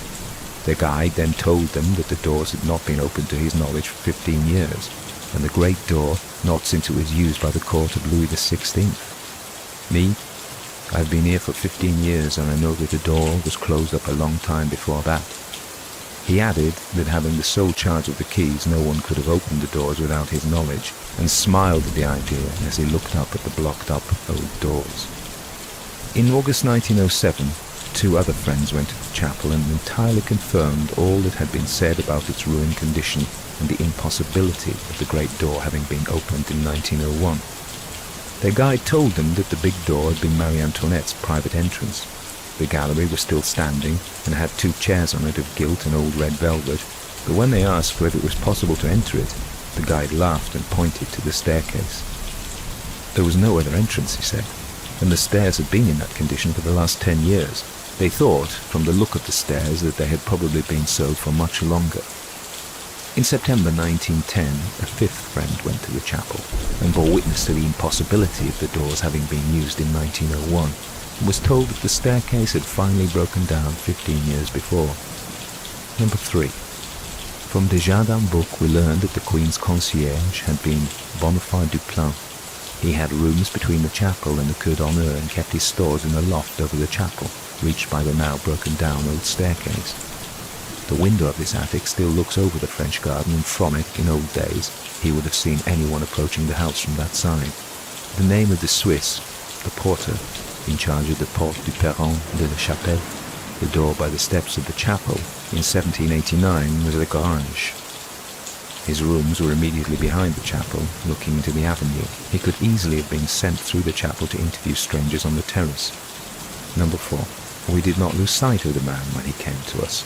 As it is now, he must have gone quite out of sight down one flight of steps outside the chapel door, and, after passing under a high wall, have reached the terrace where we were standing by a second set of steps. The present wall of the chapel courtyard is so high as to hide half the door, and a large chestnut tree in the courtyard hides us from the part of the terrace on which we were, even in the winter. In April 1907, we discovered that a continuous ground floor passage from the kitchens once passed the chapel door to the house. This set us wondering as to whether there had ever been a pathway above it. The same year we were told that the chapel courtyard round which the passage had gone had been enlarged. In 1907, 2 friends reported to us and photographed a mark on the outside of the courtyard wall, showing where it might at some time have been raised. In March 1908, another mark on the chapel was discovered, revealing that there had once been an inner wall to the courtyard, which might have been removed when the courtyard was enlarged. We also found out that the levels were so different that the passage would have been partly underground on the side of the French garden, but in the rez-de-chaussée in the courtyard where it flanked the Cour d'Honneur. We noticed from the photographs that the bastion at the southwest corner of the house at the Cour d'Honneur looked older than the top part of the wall adjoining it above the chapel courtyard. In September 1910, permission was given to enter this courtyard. When within, it was definitely explained that above the kitchen passage there had been a cupboard way by which the Queen could enter the chapel from the house in wet weather. The top of this cupboard way had been at the same level, joining the bit of terrace outside the chapel door to the terrace of the house. This would have been the level way along which our man came to us. The marks of the passage and cupboard way forming an intervening piece of terrace were perfectly clear, both on the inside of the present wall and on the ground in the courtyard. The present balustrade adjoining the bastion was probably placed when the old cupboard way was destroyed and the outside wall was raised. It was also noticed that the round windows in the bastion lighted the lower kitchen passage, but those facing the French garden, being on a higher level, lighted the cupboard way. The guide stated that the tree in the centre of the chapel courtyard had certainly been planted after the days of the monarchy. Number 4. The road from the garden to the avenue through which the man ushered us was not far from the chapel and was broad enough to admit a coach. The present one is narrower and further to the west. In 1907 we read a note by Monsieur de Nolac in Le Conseil de Marie-Antoinette, in which he says that the old way, which must have led from the avenue to the French garden, is now lost, but that it must have been next to the buildings of the conciergerie and the kitchens. We thought that perhaps it was the one we went by, and on looking at Meek's map of 1783 found a broad road dividing the kitchen court into 2 parts. At present, solid continuous buildings on the 2 sides of the kitchen court show no sign of an entrance, though in 2 places the roofs have a difference of level. In April 1909, a Frenchman who sold prints and seemed to be a specialist in maps said that Meek's map was the only authoritative one. In September 1910, we learned from the first authority that Meek's map was exact, that the road found in it had certainly existed, and its position relative to the pond and the French gardens was explained. A search for some sign of it was at once made, and successfully. On the garden side, not at all far from the chapel, the jamb of an old opening still projects from the building covered with ivy, and the stones on the ground are laid for a space of about 12 paces, the other way from the stones on either side evidently to make a carriage road. A large rectangular stone was lying on the ground, which might either have been a step or part of the second jamb. On the avenue side, marks of an opening of some sort can be traced through the plaster with which Louis-Philippe finished the buildings after restoring them and also altering them. The opening would have included two present windows not far from the Porte de la Bouche, the gate of the mouth, as the signs of it are visible on both sides of the opening, and the space between is from 12 to 20 paces. Within the kitchen court, the buildings have been so altered and plastered over that no traces of change could be found. All the points corresponded with a recollection of the roadway through which we had passed in 1901. Two labourers with cart. On her second visit, January the 2nd, 1902, Miss Lamont saw in the field near the Hameau two labourers in brown tunics and bright-coloured short capes, loading a cart with sticks. The capes hardly came below their shoulders and had hoods. One was bright blue and the other red. In May 1904, a search was made in the archives with the result that it was clear that carts and horses for the purposes of tidying the grounds were hired by the day in old times, and not kept in the farm for constant use. In 1789, two men instead of the usual one, with a man extra, were hired to collect the caterpillar nests and burn them. In 1906, we discovered that the tunic and short cape were worn by the bourgeoisie in the 14th century.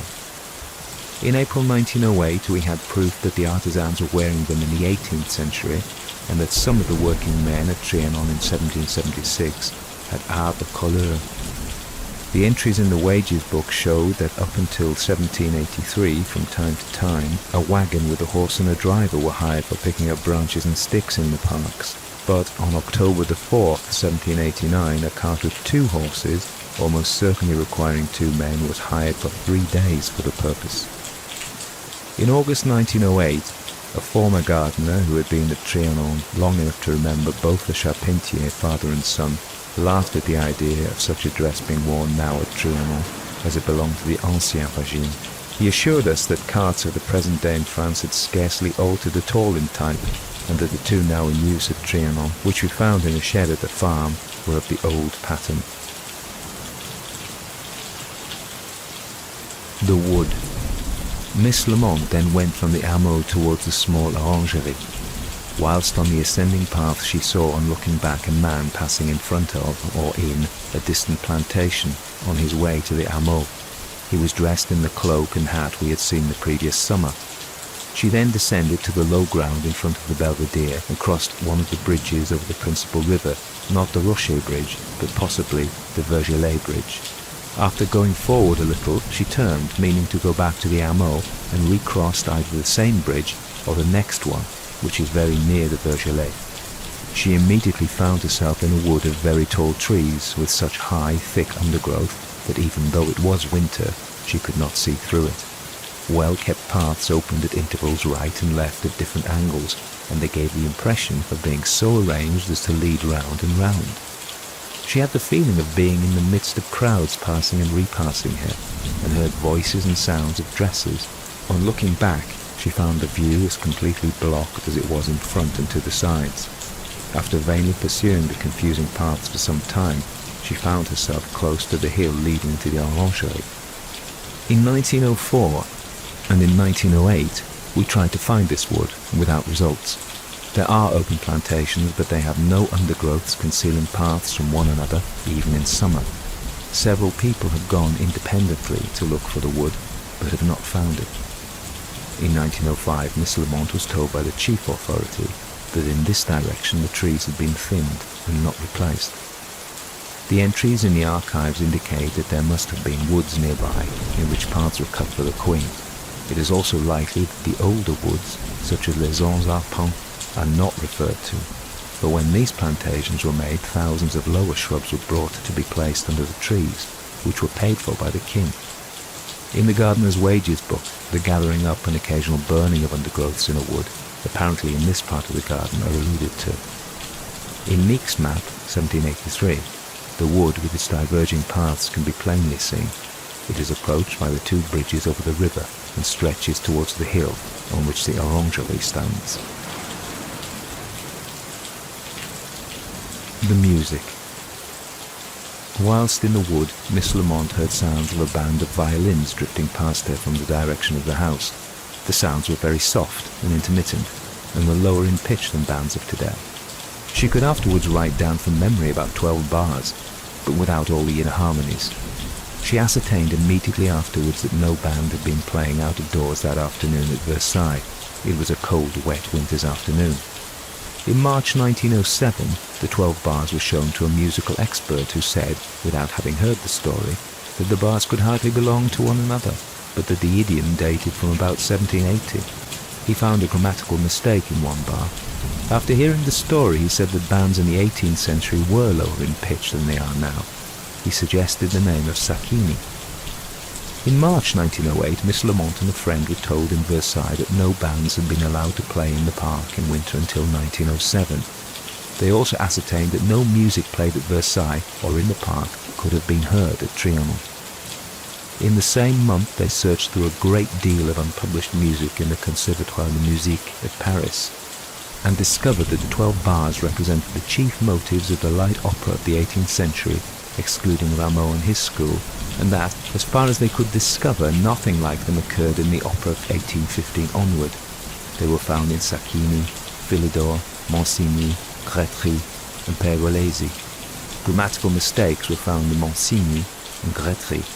Sacchini, Dardanus, general likeness. Oedipa Cologne, number 6, 2 bars intact in the key answering to that heard in 1902, allowing for the rise in pitch which had taken place since the 18th century. This was proved by later editions of operatic music in which the songs were dropped in a semitone to retain the original key. Philidor.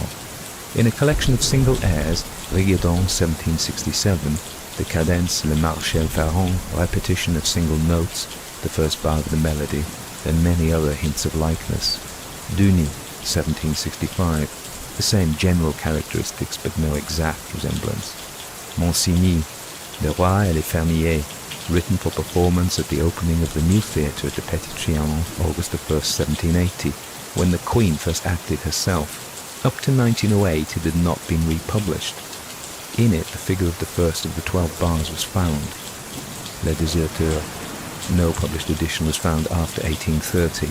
In one published before that date, the last 3 bars of the music were found, and the melody of the first bars was assigned to the second violins, and very freely, in inversions and variations in other places.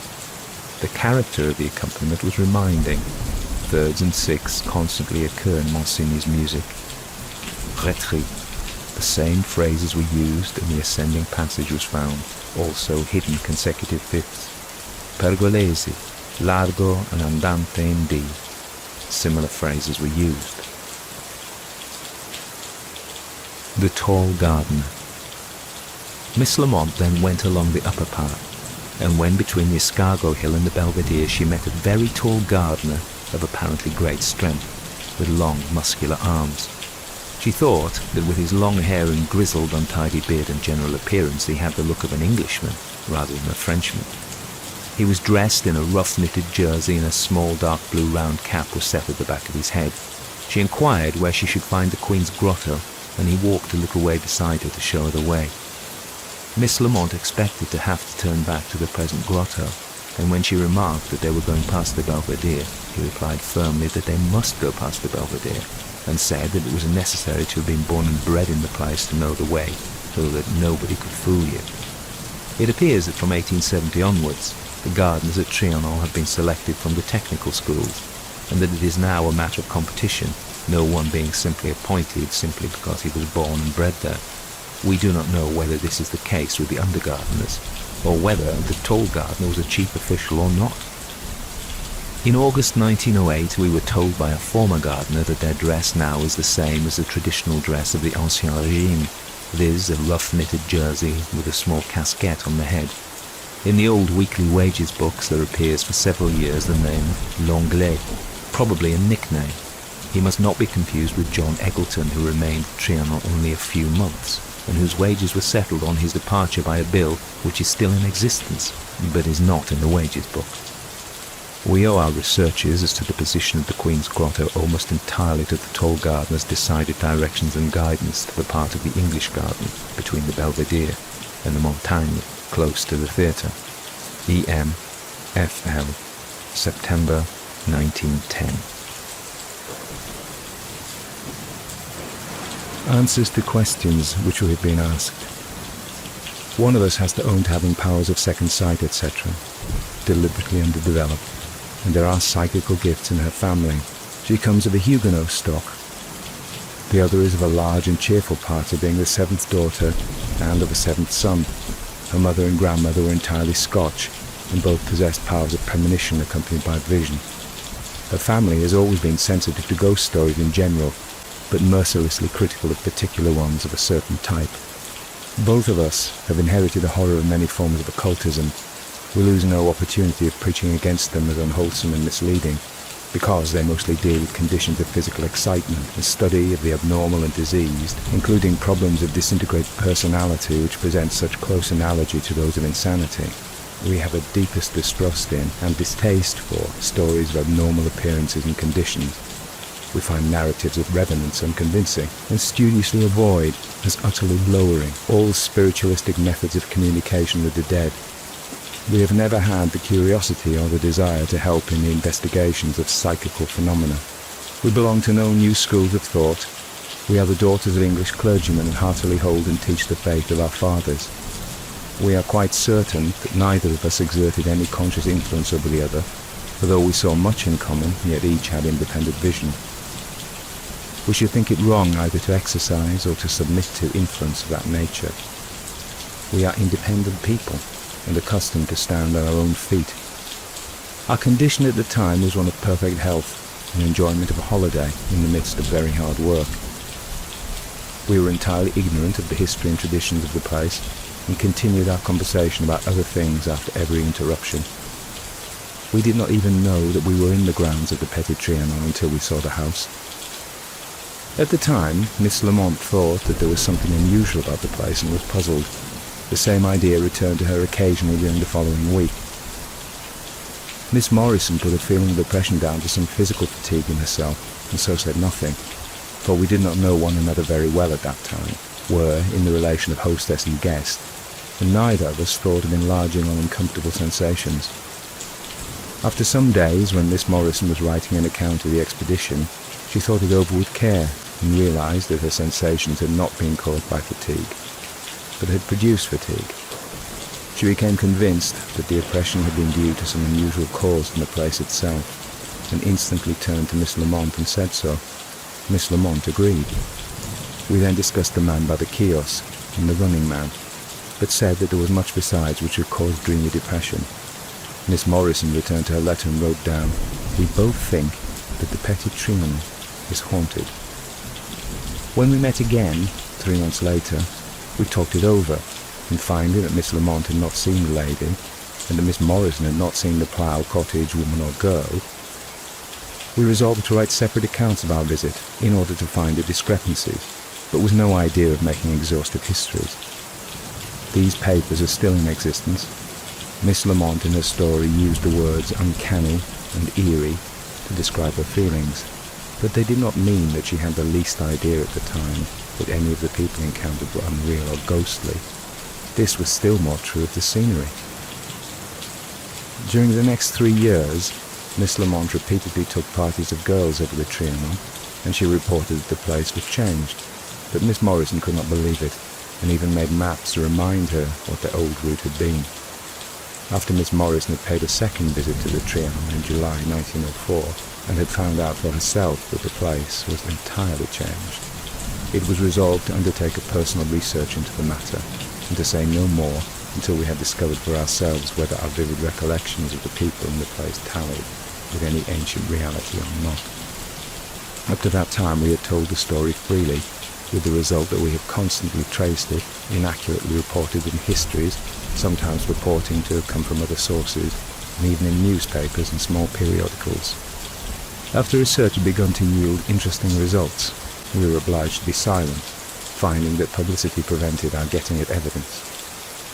We are very busy people, and have refused to let the incident take a prominent place in our time, interests or fancy, though, from the first, we agreed to lose no given opportunity of elucidation. The evidence has therefore come slowly, but the manner in which it has come has often been a source of surprise. If a helpful person came in our way, we showed the whole thing. If we were casually asked if certain reports were true, we confirmed them when we could, but said nothing further. We were anxious to wait until we had exhausted every possible means of satisfying ourselves as to the exact amount of interest attaching to the story. And it was several years before we had to believe that we had seen the place as it had been 100 years before, and as it had not been in several important particulars since 1835. The research had been undertaken with the idea of disproving the suggestion that anything unusual had happened, for we were resolved not to deceive ourselves or anyone else, if personal industry could prevent it. In the course of the last 4 or 5 years, Mr. Lamont has searched for evidence bearing on the story, either by word or picture, in the Archives Nationales, in the Library, Museum, Mairie and Archives Départementales at Versailles, also in the Library National, Hôtel de Ville, and in the Musée Carnavalet, and in the Conservatoire de Musique at Paris. She has poked about in French book and print shops, and must have seen a large number of the originals of the published plans, illustrations, and accounts of the place. We believe that there is not likely to be any striking documentary evidence other than we have dealt with. The historical interest of the story seems to depend on the truth of the tradition that the Queen went to Trianon on October the 5th, 1789. We can find no negative evidence of this, but extremely little, which is both affirmative and trustworthy. Madame Campion's short statement remains the basis of other people's longer and more detailed narratives. General Lafayette's full account of the day was burned by his wife during the Terror. Count Fersen's memoirs were also partly destroyed. The Abbé Bossuet had Madame de Tourzel's careful history of that day burned, but in the published memoir she says that she was in residence at Versailles as gouvernante des enfants de France. She does not mention having gone to Trianon, as implied by Marian's story, but it is still possible. Most French historians now adopt Madame Campion's statement, but, in the words of one of them, with some doubts. It is worth mentioning that many later historians insert the fact, though it is not recorded by Madame Campion, that the Queen was accompanied by a single valet. Is this a tradition? We do not believe in anniversaries in the usual sense. We have tested both our days, August the 10th and January the 2nd, going, as far as possible under the same circumstances, without any result at the Petit Trianon. Yet it is possible that if we entered into an act of memory, it may well have been first made on the terrible 10th of August 1792, though memory itself was occupied in the central place with the events of October the 5th, 1789. The dress of the messenger was more suitable for October than August. At the same time, Baudrier left France the previous summer and cannot have sat in the Trianon woods after the taking of the Bastille July 14, 1789. There is an incoherence about both the large and small incidents, which seems to require combination within a single mind, and the only mind to which they could all have been present would have been that of the Queen. Our theory of 1901, that we had entered within the working of the Queen's memory when she was still alive, is now enlarged. We think that the first two visits to Trianon, August the 10th, 1901, and January the 2nd, 1902, were part of one and the same experience, that quite mechanically we must have seen it as it appeared to her more than 100 years ago, and have heard sounds familiar, and even something of words spoken to her then. Having been, for 2 most trying years, confined to Paris, and excepting for a visit to St. Cloud, through 2 hot summers, and being in the midst of the tumultuous terrors of the great 10th of August, she may, as the day wore on, and she grew more used to her miserable position in the hall of the Assembly, where she sat for 18 hours, have fancied in memory the grounds at Trianon more spacious than they really were, and have seen the trees, as one sees trees in recollection, like a picture without life, depth, or movement. In reverie, her mind may have wandered from the familiar sight of the 2 Burses at the gate to a little vision of 2 men gathering up garden rubbish in a cart, which we know happened on October the 5th, 1789, as well as one day during the last winter she spent at Versailles, and which, without any reason, had remained in her mind. She may have thought of the place as it was during that year of the meeting of the States General, when the grounds were for the first time thrown completely open to the public, and intruding strangers could be seen there.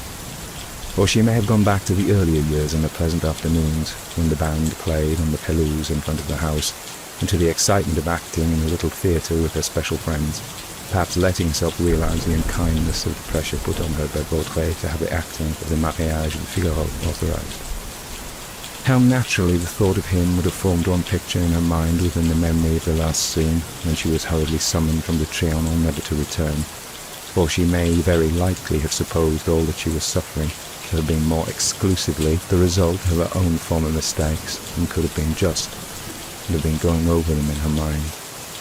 On our return to Paris, on the day of the original visit to Trianon, when undoubtedly her image was uppermost in our thoughts, and the recollection of her terrible end was hardly to be endured, the recurring consolation to Miss Morrison was, she has forgiven it all now, and knows the true meaning of the French Revolution, on both its good and bad sides, and also the exact proportion of her own part in it. But the act of memory which had so strangely and mechanically clung to the place, with which we had perhaps been associated in the grounds, was incoherent and pictorial. It was oppressive to us because it represented a more limited view of those times than after 100 years we had learned to take of them, and was far more limited than any thought the Queen can have had about them now. Our answer to the suggestion that we were in a state of suspended consciousness is that our conversation and sense of the quiet continuity of things remained unbroken, and, in spite of oppression, believed ourselves to be particularly wide awake and on the alert. When we were first asked whether the man from the side building was real or not, we laughed at the idea of any unreality. All was so quietly natural that we are still uncertain whether the tall gardener belonged to another century or not.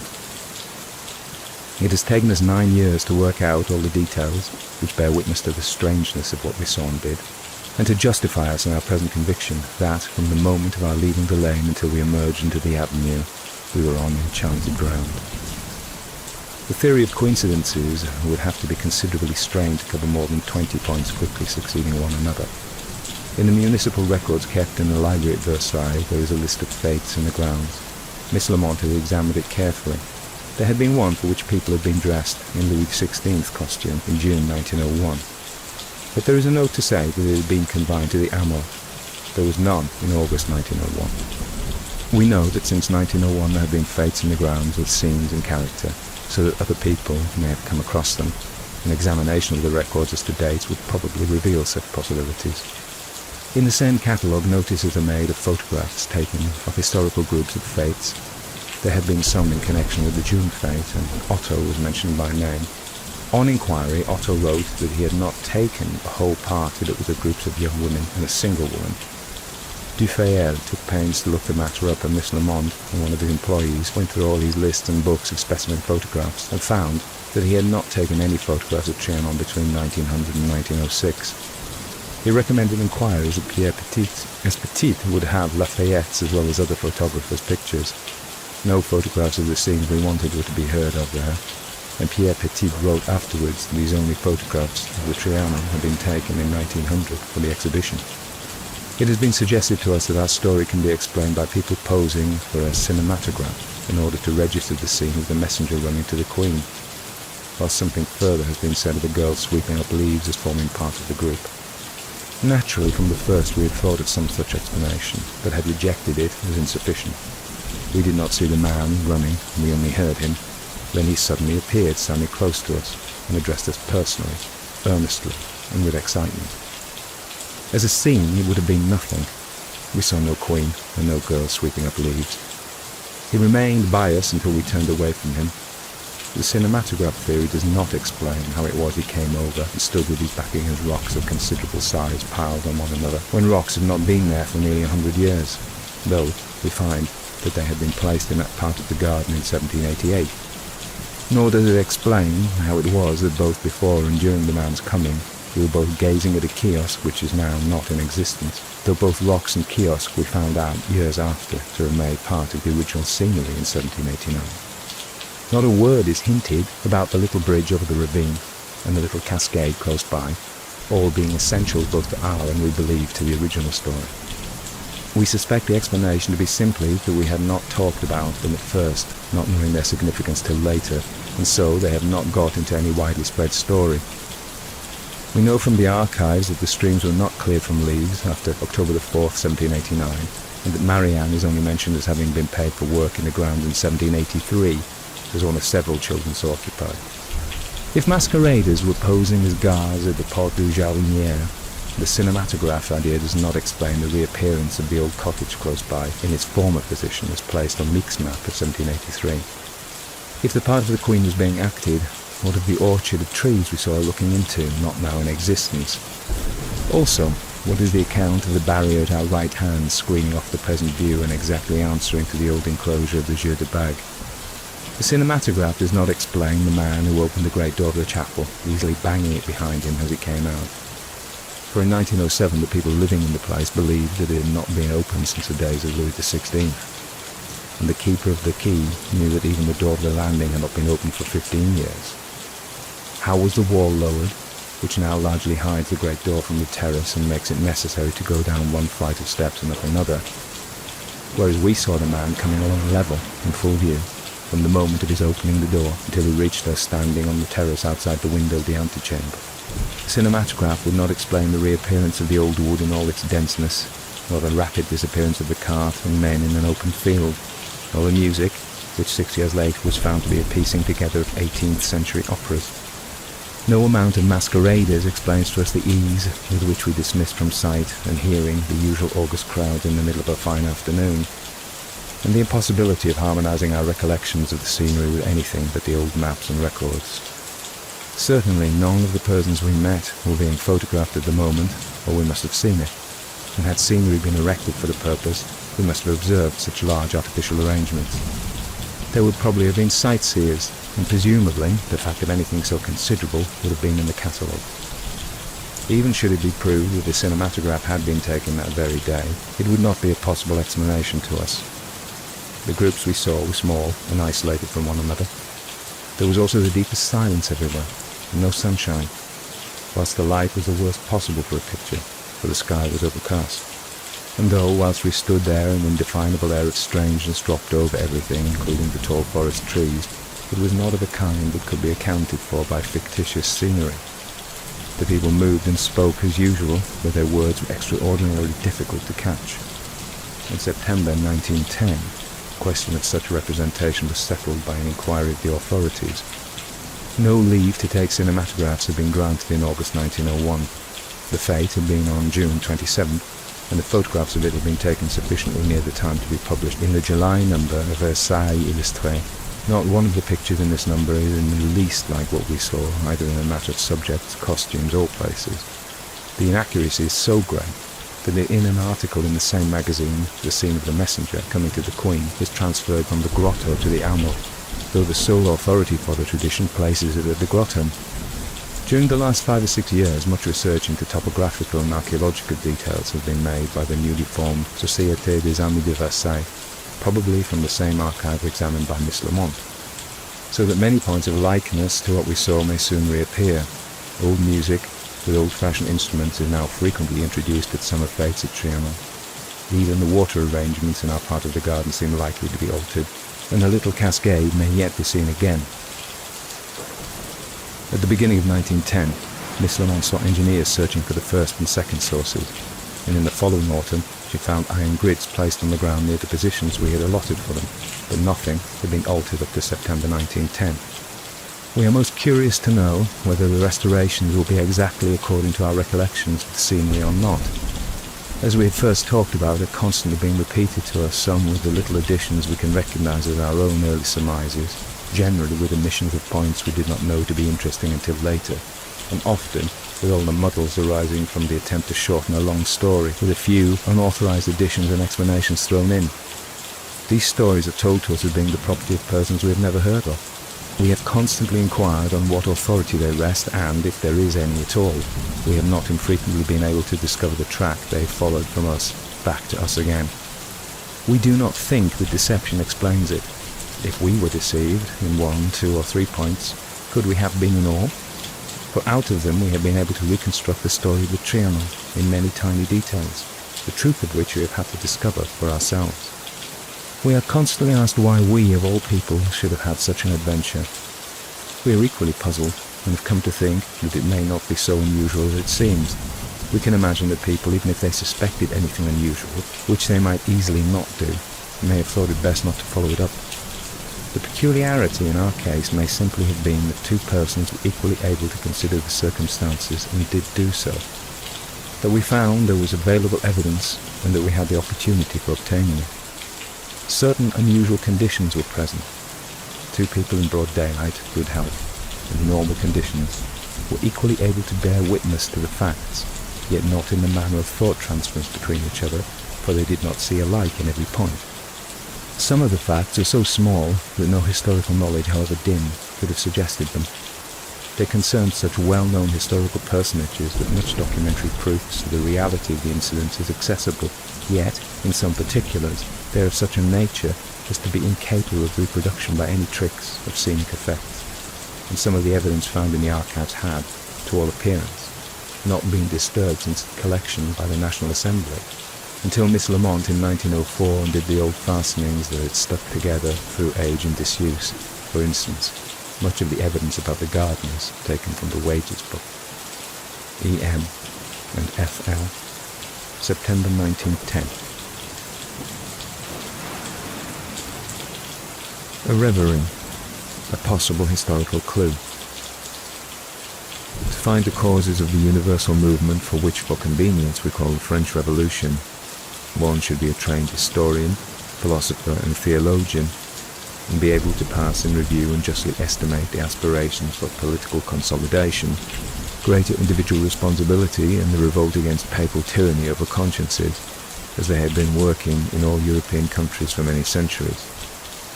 To find the causes for this particular form which this universal development took in France, it would be necessary to weigh the moral, social, and political, including the fiscal tendencies of earlier generations. This would be manifestly impossible in a paper dealing with the revolution in France as it may have appeared to a single mind, on one special day, at a time of great mental excitement. There can be no doubt that Marie Antoinette was the innocent victim of a worldwide upheaval in the moments when men were first consciously developing it, and we can well believe that to herself the reasons for such reversals of older thoughts seemed inscrutable, whilst she would have vainly sought in reflecting over her own mistakes for grounds sufficient to justify the enormous misfortunes which overwhelmed her personally. The 10th of August 1792 was a marked day in the history of the French Revolution. The tide of French democratic reaction against the ever-increasing selfishness of privilege and the inability of the rulers to sympathize with the growing desire for greater freedom and less personal government had been gathering force with constantly increasing momentum. And on this day, Louis XVI virtually relinquished all independence as head of state by surrendering himself for the sake of the safety of his family and to save France from the crime of massacring its king, into the doubtful care of the Legislative Assembly. The States General, to which that assembly was a successor, had been opened by the king in 1789, at one of the critical moments when the dissatisfaction of the nation with its financial conditions produced keen anxiety to the court, and it had, on another epoch-making day of that unrestful period, refused, on June 23, 1789, to be dissolved by the mandate of the king.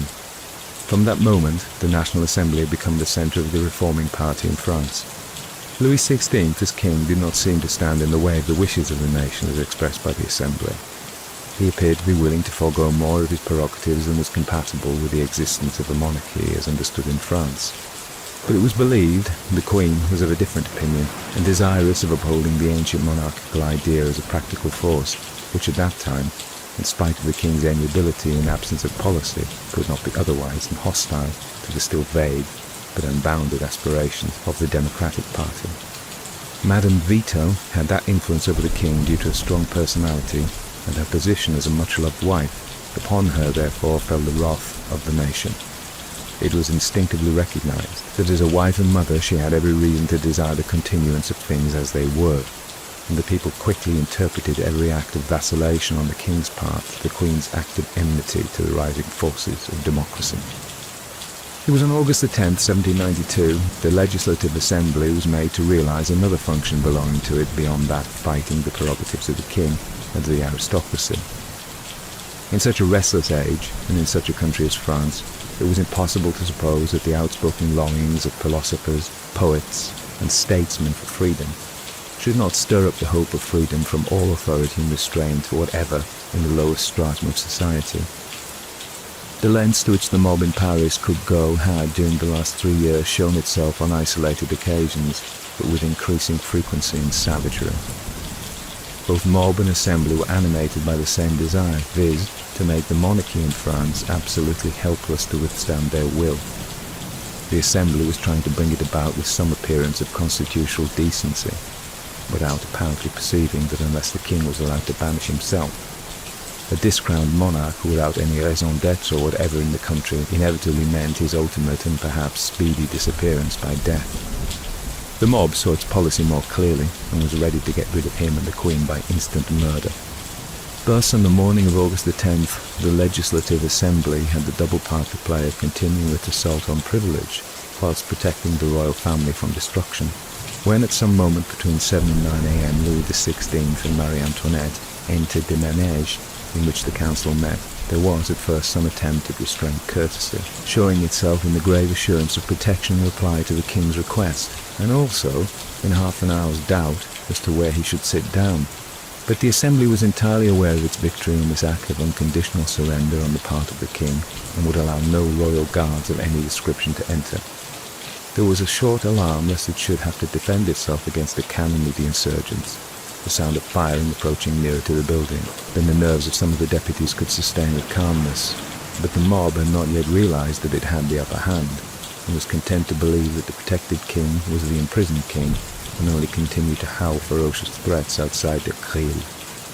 If the assembly did not immediately see its way to the definite imprisonment of the sovereign, neither did it choose that the royal party should sit on its own benches. So it ordained that they should be placed in the logographie, the reporter's room, a sort of den not far from the president's chair, open to the manège and within sight and hearing of all that passed, but without dignity or decent comfort. Here, without apparently any opportunity for resting or meals, the king, queen, Princess Elizabeth, Madame Royale and the Dauphin remained until at least 10 p.m. A few faithful attendants such as the Princess de Lamballe, Madame de Tourzel, and the Prince de Poix and the Duc de la Rochefort were with them, and at first other royalists were allowed to bring them news and to pass in and out, but this was stopped in the course of the day. From Dufour's account, it would seem that no one was busying themselves to supply their wants until he undertook to do so the next day. A draught of water brought to them in their cells at night to quench their raging thirst is all that he speaks of. If the story of the king eagerly devouring food in public is true, and it is impossible to believe that the children had nothing, yet it is doubtful whether the queen, who had had no rest the night before, had any food during the day. What a tumult of disgust, fears, indignation, and overwhelming regrets must have occupied the queen's mind. It was difficult enough to maintain an outwardly calm, queenly demeanour. Her thoughts must have been confused, half-formed, reflecting the agitation of despair and anxiety. She knew only too well that she was looked upon as the political enemy of the crowd, for reasons that were not altogether untrue. She had a policy inconsistent with republicanism, and though worsted in it, the events of the last 3 years probably justified it in her own mind. She inherited the belief in a strong rule, beneficent as her own kindly nature required, but one that could fight its battles and make full use of such opportunities as hereditary kingship possessed. Again and again, she had felt that the king's action was worse than nothing. Marie Antoinette would have sternly punished the crime of killing the king's officials. She would have upheld the sovereign office as long as there were those who prized it. The country would never have reached the present point of rebellion if the taking of the Bastille, for instance, had not been condoned, and the murders and outrages connected with it had not been allowed to pass without adequate punishment. Why were the troops dismissed so soon after, and the nobles allowed to emigrate? It may have been right for the monarch to urge upon some of them the danger in which they stood by remaining, but where was their courage and loyalty in leaving the country? The sensation of loneliness was terrible. Where were the illustrious families and statesmen who had not left France, who, had the Queen only known it, were to go during the next year in one long procession to the scaffold? They were, she knew, paralysed by the King's inaction and weakness. Surely they would have rallied had he called upon them with decision to defend their rights, and had placed himself at their head, even though many of those princely families who had surrounded her during the first years of her reign had been alienated, and in opposition to herself before the disaffection became general. Where were the faithful Swiss guards, who only that morning had escorted them in safety to the manège, and would have fought bravely and perhaps been the rallying point for all who had not declared Democrats. Alas, alas, the sound of screams and fiendish massacre were in her ears at the moment. Cannon, musketry and cold-blooded carnage were then and there destroying the last stronghold. The tiny lodge, only 10 feet square, so painfully hot and full of comers and goers, seemed to the despairing queen empty of all who should have been there to represent the monarchical principle. The presence of the Prince de Poix and the Duke de la Rochefort and a few others who were endangering their lives by being with them only emphasized the forlornness of the royal condition. Looking from a dismal corner in the lodge at the king, who sat with impassive mien facing the assembly, what waves of painful emotion must have swept across her brain. The king could not see things from her point of view, but he had loved and spoiled her. He had been faithful to her, as no French monarch for many generations had been loyal to his wife. He was devoted to her and to her children, had paid her debts again and again, had ennobled and enriched her friends. His patience and magnanimity were saintly, but how often had she raged against his theory that the king's duty was to set an example of lofty forbearance and forgiveness of every injury even when done to him as representing the law, justice and power of the whole French people. She had instinctively felt that had she been in the king's place, she would have found her way through the past crises without either descending from her throne or doing wrong to the most Christian charity. She knew that she was kind-hearted and had always loved to be the benefactress of others. Yes, she too could forgive royally when forgiveness was due from her, in her own person, but not when it required injustice to others. But Marie Antoinette was too clear-sighted to impute all the blame of this downfall to the king's mistakes. No doubt his feeble idea had been to behave as though the Democrats only were the nation, forgetting the contrary view of those who had either banished themselves or who were perforce silent unless he could lead the way. To obey every behest of the Legislative Assembly and of the mob showed a lamentable lack of wisdom. But even such a poor policy had brought him an undoubted though fleeting popularity. He had appeared to take the side of the opponents of monarchy. He had divested himself of prerogatives, had sworn to a constitution beyond his power to carry out, and had submitted to the indignity of placing the red bonnet on his head. But had she not helped to make all this short-sighted weakness even more unavailing than it need have been? What was the use of humbling the aristocracy along with himself, and of acting against his own convictions, if, at the same time, he consented to plans for escaping, and was known to be so far untrustworthy to his own professions that at every crisis he listened to her incessant urgings to the more spirited policy by which he could instantly rally the royal forces? Bitterly she knew that she had never prevailed to overcome this fatal belief that the king was never to shed the blood of a Frenchman, even if he were the disturber of the public peace. But she had ever to bear the blame of every mistake. She thought of that terrible message sent only 2 hours ago at the bidding of the Assembly, that their guards were not to defend themselves but to disarm. Only this morning there were 600 Swiss and 200 gentlemen, and even companies of the National Guard whom they could trust, but whispered reports had reached even the lodge that their noble supporters had died unsoldierly and cold-blooded deaths. There was no longer any nucleus in the country of loyalty to the consecrated ruler. There was nothing now to prevent the passing of the formal decree, by which she heard the king suspended from his office and deprived of every vestige of authority. Though Louis XVI appeared unheeding and expressionless, could she bear this indignity, this wrong to her son? Could they not escape from this wicked durance?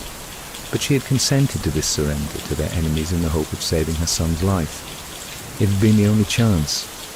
As long as they were in some shelter from the howling savages outside who were screaming from their blood, the life of her son was secure. She had long accustomed herself to the thought of being assassinated, but there was no fear of a judicial murder. No government of France would sink to such a point of wickedness and unwisdom in the face of a united Europe.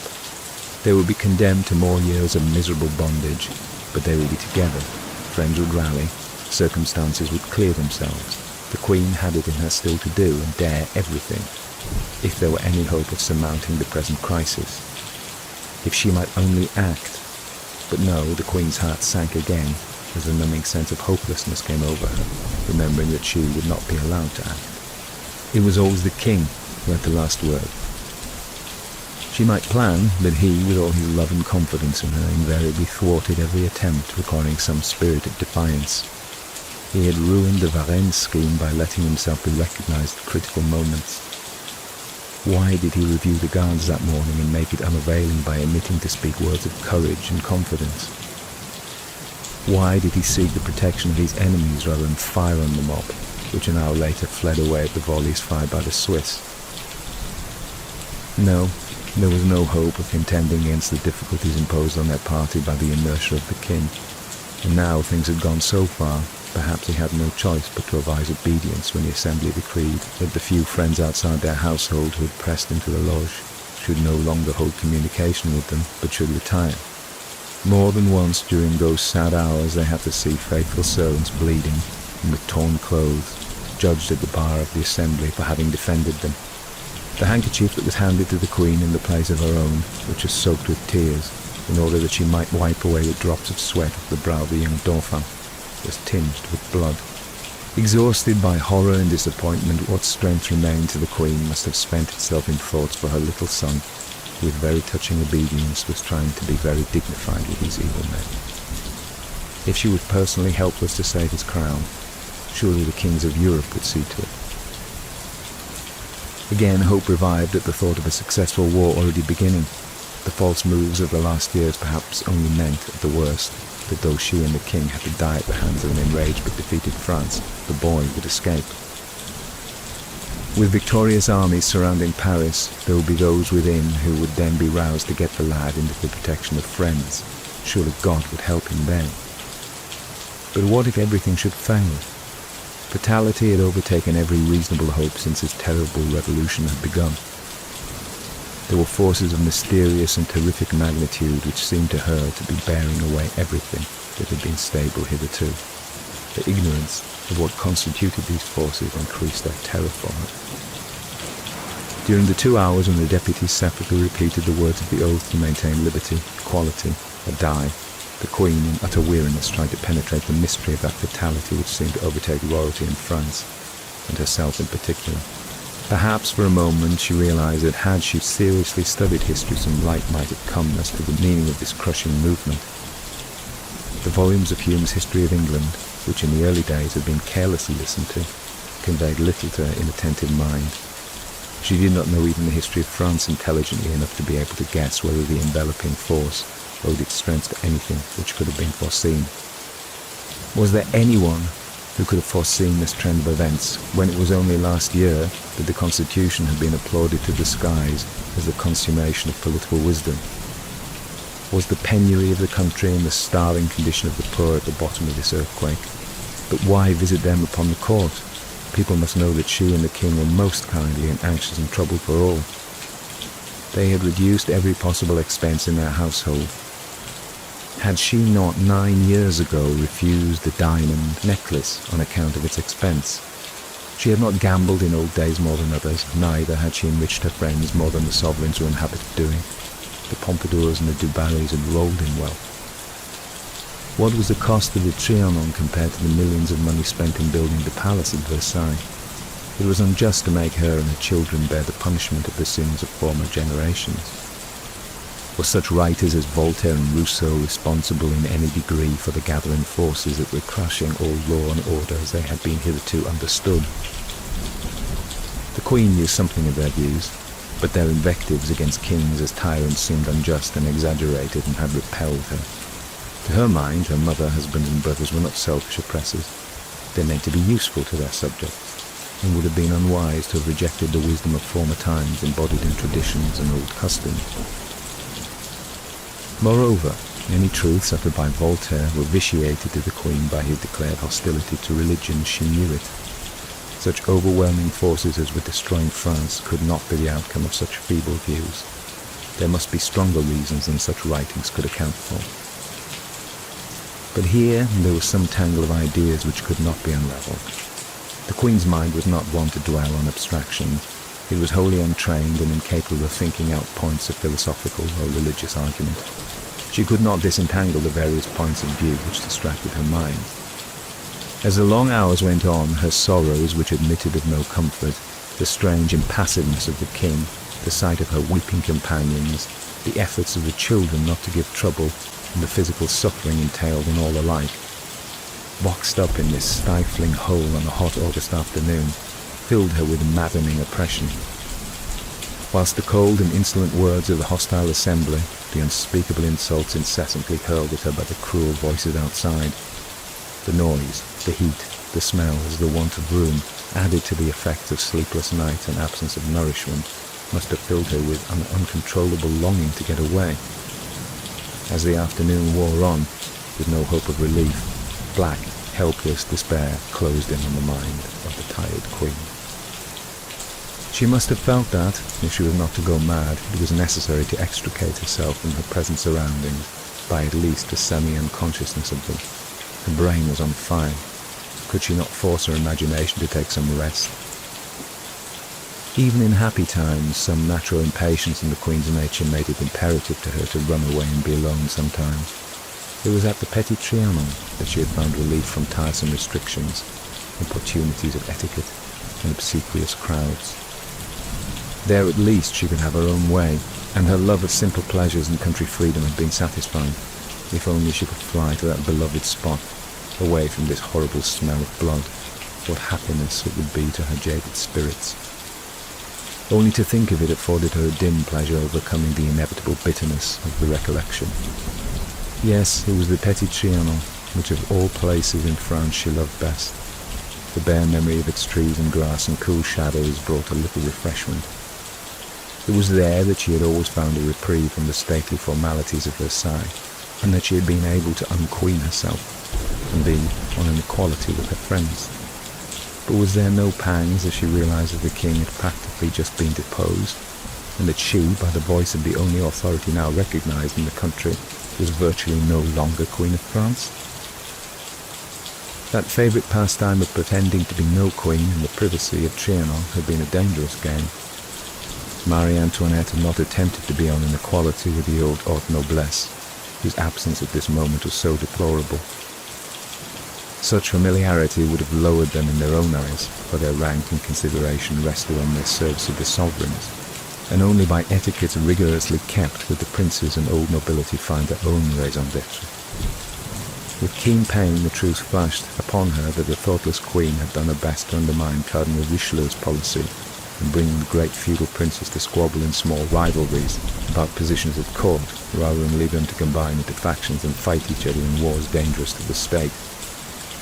Etiquette had been laughed at, and the nobles superseded in her favour by persons without claim to the titles and fortunes lavished upon them. But was it possible that such small considerations had really alienated the most powerful class in France? The queen had only to recollect the restrained indignation of the Comtesse de Noailles, those dismal years when no one attended her balls at Versailles, the immense offence given to the distinguished families of Soubise, Condé, Rohan, Guémené, and all who connected with them, by her furious and undignified anger with the Cardinal Rohan. Besides the murmurs of all who considered themselves wronged by their exclusion from her friendship at Trianon to realize bitterly what had alienated the aristocracy from her, beyond apparently hope of recall. Too worn and sad to pursue such painful thoughts, it was a relief to let the vision of her favourite home float before her mind's eye, and to remember the loyalty of her Trianon servants, such as Antoine Richard, jardinier en chef, who had succeeded to the post so long held by his father Claude Richard. How loyally they had carried out their wishes, and under the direction of their architect Nick, had ordered their much-loved nursery gardens into a fashionable jardin anglais.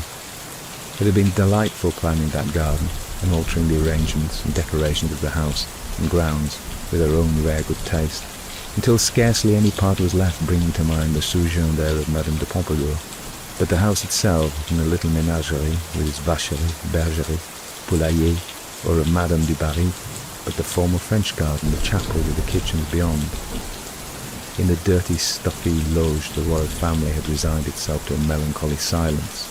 The Dauphin was sleeping across her knee, and the Queen surrendered herself to a trance-like condition in which she saw again with extreme vividness and longing the place of former enjoyment. She was again free, opening all the gates with her own passe-partout, and wandering into all the corners of the grounds. The beautiful trees planted by the two Richards, in which variety were, she recollected, in full summer foliage, and she would have fain felt some breath of the cool evening air, which she knew well must be blowing at that moment, though not for her. Or she was again in the mazy wood beyond the Vergelet Bridge, following in thought the sound of the light operatic music so often played on bright afternoons, which drifted past her as she made her way along the wooded paths.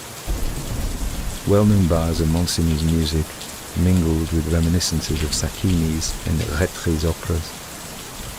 Was it not on an August day 12 years ago that she first acted herself in the charming little newly built theatre? It was in the play Cédin, Le Roi et le Fermier, which Monsigny had written music, especially for the Trianon. And with pain it was remembered that the plot of the play was the favourite one for the Trianon, viz., the superiority of the farmer's condition over that of the king. Baudelaire had acted the part of the farmer lover to her Jenny. The Queen's thoughts flew to another, and the last acting so immediately following by the frightful episode of the diamond necklace when outrage first touched her, and personal popularity was finally lost. Under pressure from the Comte de Vaudreuil, she had prevailed with the king, against his better judgment, to allow the Mariage de Figaro to be acted in Paris. In the following year, the older version of the same play had been performed at Trianon, and she had acted Rosina. The Comte d'Artois had taken the part of Figaro, and Vaudreuil that of Almaviva. 4 years later, the king's prophecy had come true, and the destruction of the Bastille had been the signal for Vaudreuil's hurried flight from the country. Well she remembered that false friend whom she had willingly received into her most intimate circle. Though latterly he had often wearied her with his violent temper and importunities for more lucrative posts. There was one day in that last summer at Trianon, shortly before Vaudreuil's final departure in July, which stood out, every detail being imprinted on her memory. She had wandered up the lane past the Logement des Corps du Garde, and had noticed on the ground near the lodge gates the old plough, a reminiscence of Louis XVI's boyhood. Coming towards the Porte du Jardinier, she had seen Rodolphe and Fidèle Bercy in the long green coats of the petit livrée of the Garde. They were directing some strangers. These guards were special friends of hers. Had she not paid all expenses out of her own purse when Rodolphe's children had been ill with smallpox? Whilst passing them, she had noticed Marianne Lemagna standing near her mother on the steps of their cottage outside the enclosure.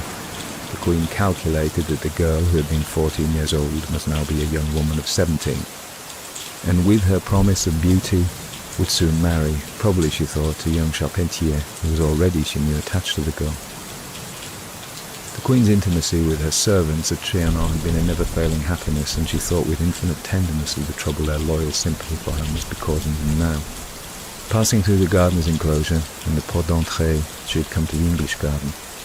Advancing a few steps, she had suddenly caught sight of Vaudreuil sitting by himself in the small circular room, dressed, she remembered, in the slouch hat and large cloak, which had become fashionable since he had acted in such as Almaviva. He turned and looked at her, but did not rise, and made the smallest gesture of recognition.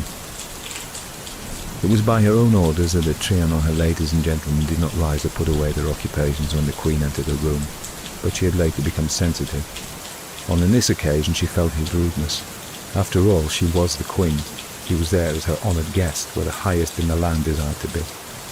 And ordinary good manners required him to do more than sit still and look at her without seeming to notice her.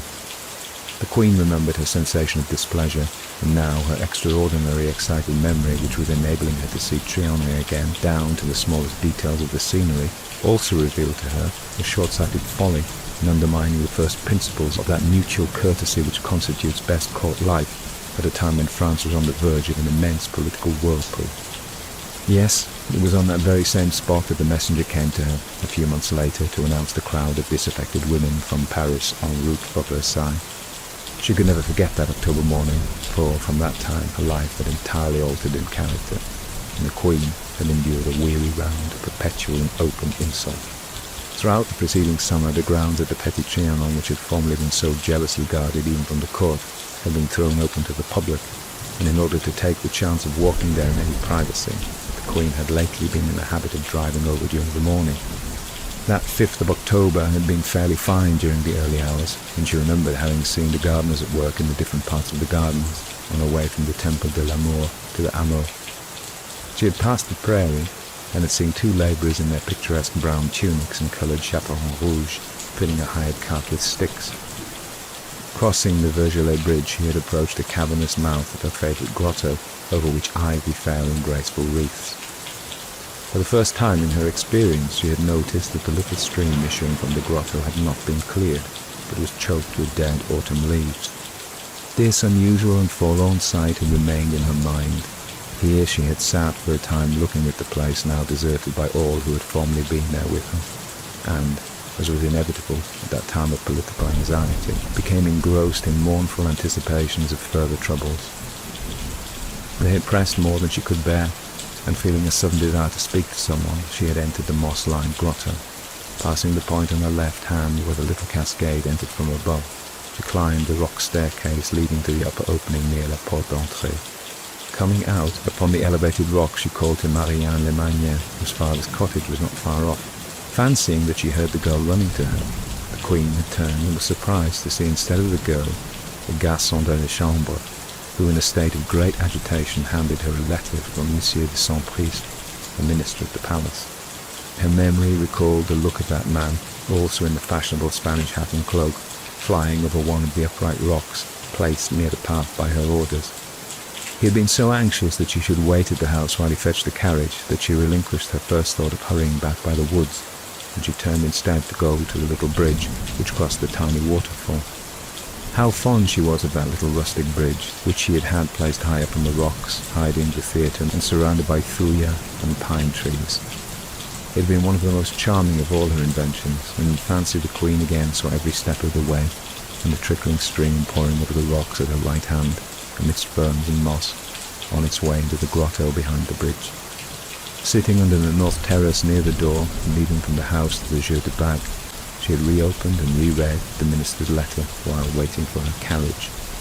Womanlike, the Queen remembered that the dress she had been wearing that morning was one of the light skirts repaired during that summer, the green silk bodice made in July, a large white fichu, and a straw hat. At that moment, two of the many strangers who now came in as they liked passed by her and even went up to the terrace behind her by the staircase at her left hand. The Queen knew that her concierge, Bonfoy Duplain, was informed that she was there, and would certainly, on seeing them from this attic window over the chapel, send someone to ask them to go further from the house. It might not have been wise, but her old servants had done all they dared to protect her privacy. She had before now, when wandering about alone, heard the coldness and unconcern with which her Bercy brothers had directed strangers in the grounds. Just as she had expected, a moment later, the Queen had heard the slam of the chapel door, and had thought that Lagrange would probably conduct them into the avenue by the passage of the Porte de la Ménagerie, that being the nearest way out of the gardens. The carriage was ready, and the moment had come for rallying her force to act the part of a true queen in whatever circumstances were before her. The vivid dream was over, and in proportion as her retrospect was concerned with more important matters, the details stood out less clearly in her mind. There was no refreshment in going over the events of the rest of that day, though some of them came back to her in rapid succession.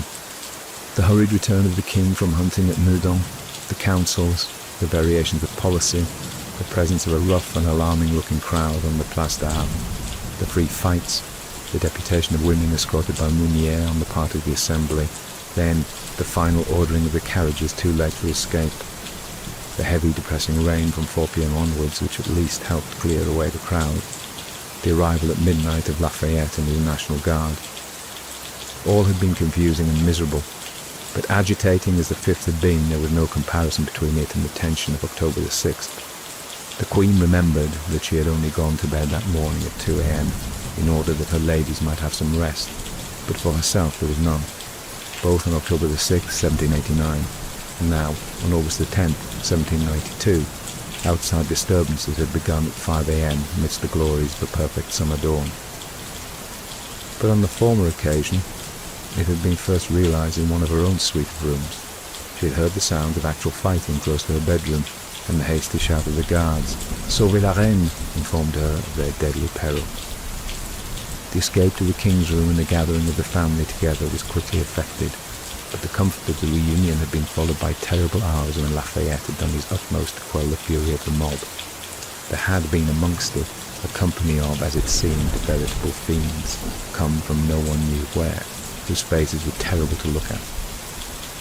It was they who enacted the horrid scene of beheading the two murdered guards, Varicourt and Bezout, under the royal windows in the Cour de Marbre, and until they marched off to Paris carrying with them the two decapitated heads on spikes, it was impossible to come to any terms with the mob. But after their departure, by Lafayette's wish, which at that time amounted to command, first the king and then the queen had ventured onto the balcony and had been greeted with some warmth. And now, 3 years later, they had not the protecting influence of Lafayette to depend on, nor even the doubtful friendship of Mirabeau. The mob had gained the upper hand and seemed to be altogether composed of wild beasts thirsting for blood. Who would save them from the horrible crowd pressing against the Grille? It had not been without relief that Marie Antoinette had just heard the decree passed to keep them in the building where they were for the night. But what afterwards? Clearly they were not to go back to the Tuileries. The mention of the Luxembourg Palace was interesting still more so. The arguments of the opposition that it contained dangerous subterranean passages and opportunities for escape. The Queen's brain was eagerly at work again, and intensely conscious of the present. But Madame Royale and the Dauphin had borne all they could, and at 7 p.m. Madame de Tourzel was allowed to see the accommodation being prepared for the party in the cells of the ancient Couvent du Feuillon. It was not until 10 p.m. that they were escorted thither by representatives of the Assembly, but for the elders it was neither to rest nor to sleep, for they were still within the sound of the fierce mob outside, as well as of the distant hum of the all-powerful Assembly about to decree their immediate destination. 3 more weary days and nights spent in much the same manner were forced upon the unhappy family before they were conducted to the temple and into what proved to be, for the majority of them, the valley of the shadow of death. E.M. November 1908.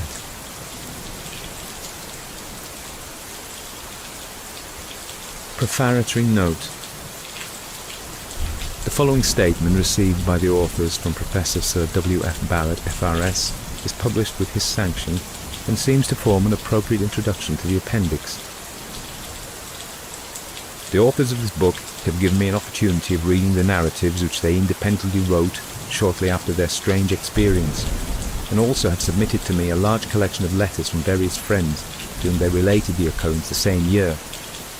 From the perusal of these documents, no doubt whatever is left in my mind that the story was written substantially as it appears in this volume is told to many persons very soon after the authors had experienced this remarkable collective hallucination. W. F. Barrett, Kingstown, County Dublin, October 28, 1912. Appendix. It is in response to the inquiries of many friends about an adventure that we give the following additional details. 2 accounts of the expedition to the Petit Trianon in August 1901 were written independently by each of us when we discovered that, though she had been so near us and there was so little else to look at, we had not both seen the lady. Of these 4 accounts, A, 1 and 2 are dated November the 25th and 28th, 1901, and were written for the purpose of finding out whom we had seen in common, with the result that the woman and the girl in the cottage were discovered to have been seen only by one of us. The original manuscript of A1 and A2 are still in existence. B1 and 2 accounts were of a more descriptive character, and were written for those who had not seen the place, for from the first moment of our return to England we had talked freely about the experience to our friends, and they had asked many questions. B1 was dated November and B2 December 1901. As will be seen that the narrative in An Adventure was chiefly taken from these, it was not until 1904, on discovering the changed aspect of the grounds, that we attached any special importance to B1 and 2 papers. They were copied with introductory sentences into a manuscript book in 1906 and then destroyed. They are reproduced here as they were written with their footnotes. No other versions were made. The story was told to many people, nearly 40 of whom have written testimonies to the fact. These testimonies range in date from October 1902 to September 1910, and many of the writers state that they heard the story much earlier, some as early as August 1901. Many also add the fact that the narratives told to or seen by them were not only complete and identical with those published in An Adventure, but that the historical investigations had either not begun or were incomplete. By far the larger number of the corroborative data came to light after 1906. Some of our friends took part in the research, whilst the presence of one of the last witnesses of the series is vouched for at the finding of several most important facts in September 1910. These testimonies, together with much of our correspondence with each other and with friends during the years of research, are preserved. Before our original visit to the Petit Trianon, we had made no study whatever of the subject or the period, not even from guidebooks, and our ignorance of the place and of the people who had formerly inhabited it could hardly have been deeper than it was in August 1901 and January 1902. The collection of evidence fairly covering the ground has taken a long time and is not yet over. The index of dates shows how slowly the historic proofs have been gathered together. At first the points were merely indications and could not be taken as complete without further confirmation and examination. To this class of evidence belongs the discovery that the scenery agreed with historic fact.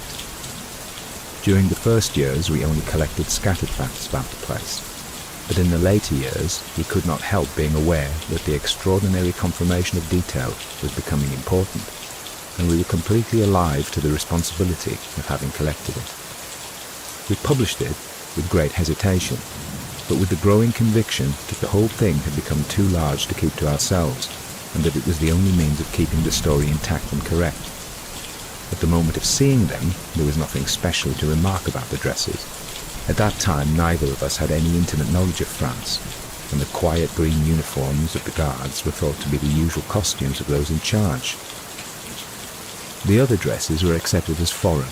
We observed them carefully, but not critically, as we found out that point after point was incompatible with present conditions, and also, strange to say, with pictures of earlier costumes and such guidebook maps as we could discover. Our critical attitude became definite. We spared no pains to investigate every detail of the experience. These details had been written down years before and were being freely discussed by our friends, who heard our reports year by year. We think it is interesting that the persons we saw were all, apparently, in undress, and it may be for that reason that we can find no pictures which exactly reproduce the costumes which we saw. The guards were not in ceremonial dress. They seem to have been in the petit livret, which from the fact that they formed part of the corps de garde, commanded by the Comte d'Artois, were probably some shade of green. The coats were shaped uniforms, but rather longer and simpler than those of the royal household, of which we have since seen illustrations. We now know from written sources that the Queen had a dress of the kind described, and it is likely that on driving over to the Trianon of a morning during that sad time, as one historian says, to cry quietly, she would have worn some such dress rather than a smart skirt over hoops, with one of the gaily decorated, wonderfully shaped hats seen in books of costume. Our impression of the chapel man was that he came to us in such a hurry that he had not had time to put on his coat. All we can remember of his clothes is that they were extremely plain, tight and dark, especially the sleeves. But we did not notice details and do not agree about the colour. One of us thought it was black, the other called it dark brown. The effect was of something unfinished. The running man and the man by the kiosk were not in Trianon livery, scarlet and gold, in which even the king often came to visit the Queen, and which was required of gentlemen on most occasions, and also formed the livery of all the Queen's domestic manservants, both at Versailles and at Trianon. But we have learnt since that it was not invariably required when gentlemen accidentally walked in the grounds. The two men were in the newest fashion worn by private persons in 1789, but in no sort of uniform. About Christmas 1901, we saw pictures of gentlemen's dress at Versailles of a rather earlier date, probably Louis XV. The dress consisted of cloaks, large hats and swords, but the cloaks were shorter and the hats were plumed and less simple than those we saw. Since the publication of this book, we have found an illustration of the exact cloaks and hats. They are in an old engraving of Harlequin's disguise exposed, Wagner's print, Venice, 18th century. The cloak is ample and long, and the hat large, soft, and plain. One thing has emphasized itself in the course of the examination. We saw no one apart from some appropriate scenery in which he or she had once acted. The guards at the gate and the woman and girl had their natural background in the Porte du Jardinier, which is still there, and the cottage standing close by. The running man and the rock in front of which he stood appeared together. The other man was not apart from the kiosk by which he had once sat. The lady was near some former entrance to the terrace and the ancient jeu de bague, and she was sitting under the shade of many trees collected in orchard-like fashion on the pelouse, though none of this is usually visible. The man from the chapel came out of the accustomed door by the ancient terrace, which no one living at Trianon has seen, and we believe that he took us on the road which people had formerly passed from the French garden to the avenue. We cannot divide the people from their surroundings. The window of the antechambre, out of which, we were told in 1910, the Queen was in the habit of passing into the French garden, was unshuttered, and we were just going to look in at this window when the man from the chapel called to us. But the front windows looking into the English garden were shuttered. Yet a few minutes later we went over to the rooms in company with a large party, which proved that it was not because it was after the hours for showing people over the house that the windows were shuttered, but it might have been because in the circumstances in which we saw them from outside, there was no one in residence. The many words we use to describe our sensations, taken separately or all together, do not cover the actual impression made on us at this time, and if any one word is pressed it becomes misleading, such as dreaminess, when it is interpreted to mean definite sleepiness. Even the expression walking as in sleep did not mean sleepiness, but recalled the peculiar sensation sometimes felt in sleep of not being able to cover the ground quickly.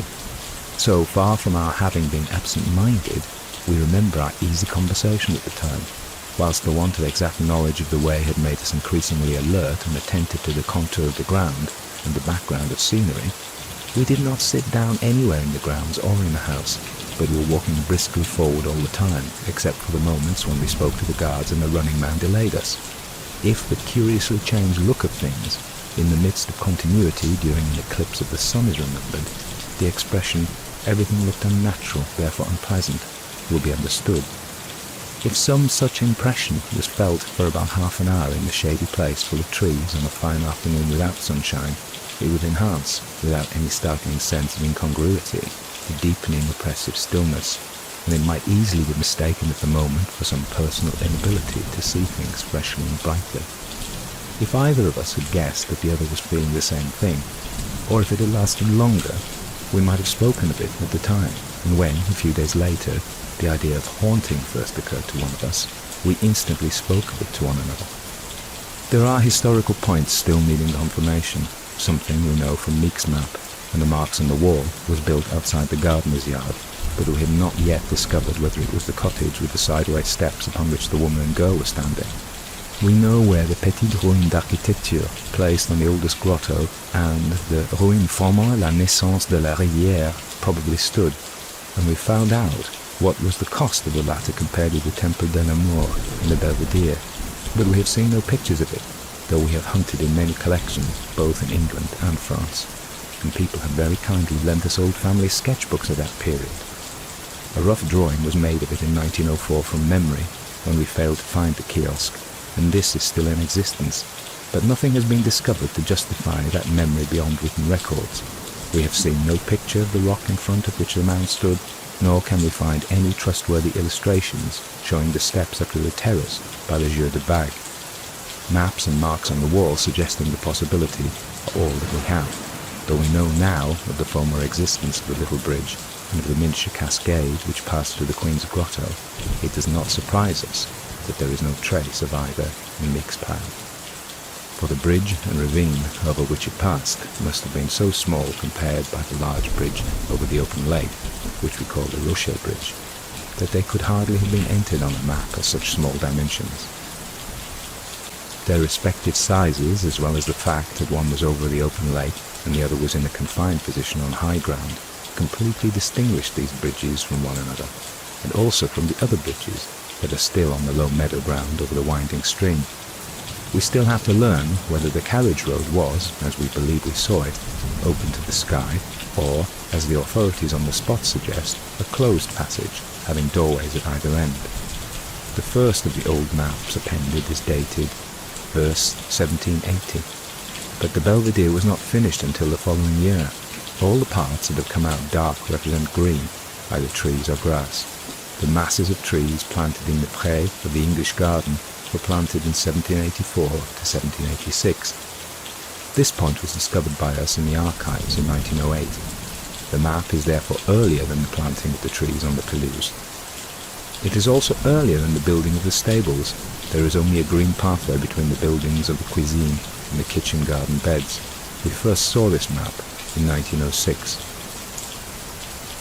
The dates of the various constructions were Jeu de Bague, 1775, Ruine formant la naissance de la rivière, 1776 or 1777, Petite ruine d'architecture was placed on the first grotto, 1777, Temple de l'Amour, 1778, Belvedere begun, 1779, Theatre finished, 1779, Petite Rivière, the Queen's Grotto, and the Roi du Petit Pont, planned June 1780, begun August 1780.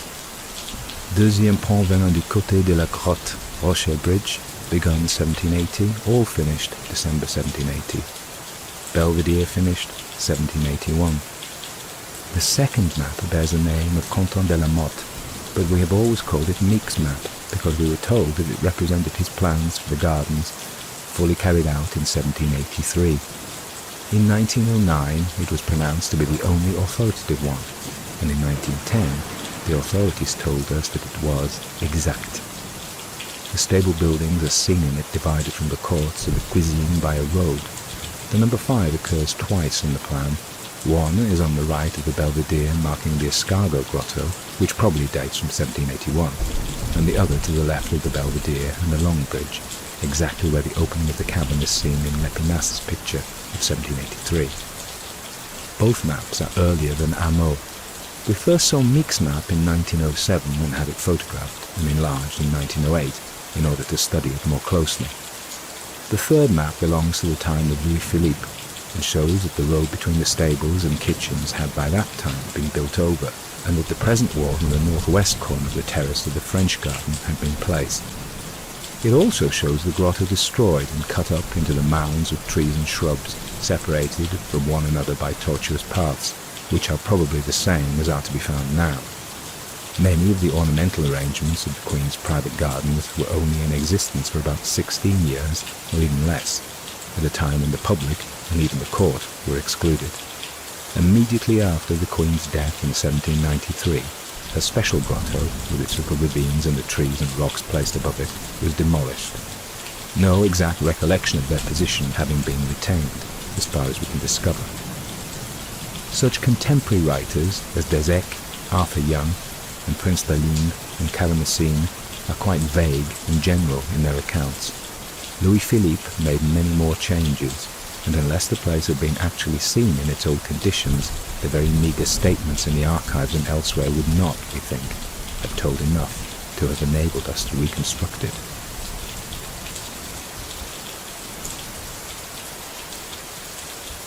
Years in which points were discovered. 1901. December, old picture of Versailles in an earlier reign, trees cut flat, but we saw flattened effect rather than trees cut flat. Gentleman's dress consisting of cloak and round hat, not exactly what we saw in 1901. Ladies' dress, gathered skirts, hats, fichus, also too much in full dress, with smart appearance. January, kiosk neither the Temple de l'Amour nor the Belvedere. 1902 or 1903. Wertmüller's picture of the Queen. First heard of the Comte de Vaudreuil and that he was a Creole and marked by smallpox. Alguazin's dress in De Barbière de Séville, the Comédie Française, the same as the guards in 1901, except for red stocking. Almaviva dressed in a large hat and cloak. Green uniforms, not now worn at Trianon. Picture of cottage resembling the one seen in 1901, not in the right position. Neither the kiosk, rock, little bridge nor cascade to be found. No staircase to the terrace in the right position. No broad road from the French garden to the avenue. Man and cart hired for gathering rubbish in the ground, plus un homme, required in January 1789. No plough now kept at Trianon. An old plough used by Louis XVI as Dauphin was kept at Trianon throughout his reign and sold at the Revolution. Side building found to be the chapel. Description of guards' dress under Louis XVI. Officers did not wear red stockings or embroidery. Erection of some kind behind the Belvedere. No waterfall recognized by dwellers at Trianon, except an occasional rush of water in the winter under the Rocher Bridge. No little bridge on high ground no more. Chapel found to be inaccessible from the French garden. First heard of supposed position of the Porte de la Ménagerie. Picture of bourgeoisie of the 14th century wearing tunic and short cape. Trees said to have been thinned where the wood was seen in 1902. Picture procured of the plough of Louis XVI. Description of the Pont Austique surmounting mountainous rocks. Description of the water in the Queen's Grotto.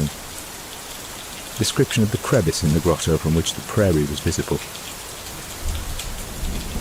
Madame Lavern's account of the scene with the messenger on October the 5th, 1789, and of the Petit Cascade in the Queen's Grotto. Monsieur Charpentier, le Jean de l'Eau. Marion would have been 14 in 1789. Her mother died between 1789 and 1793. Chapel doors said to have been closed for 15 years. Chapel stairs said to have been broken down for 10 years. Continuous passage from the kitchens to the house no longer in existence. Marks found on the outside of the wall of Chapel courtyard showing where it had probably been raised. Chapel courtyard said to have been enlarged, possibly by the inner wall having been removed. Musical idiom approximately dated.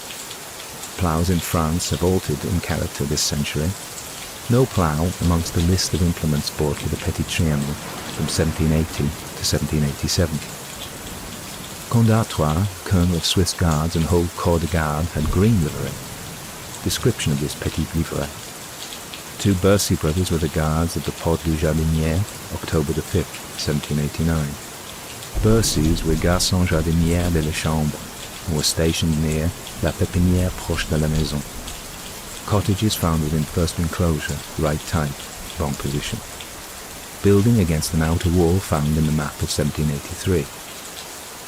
Paper found describing la ruine formant la naissance de la rivière, having 7 ionic columns, walls and dome roof, also the cost of it, showing that it was distinct from and smaller than the Temple de la Mort and the Belvedere.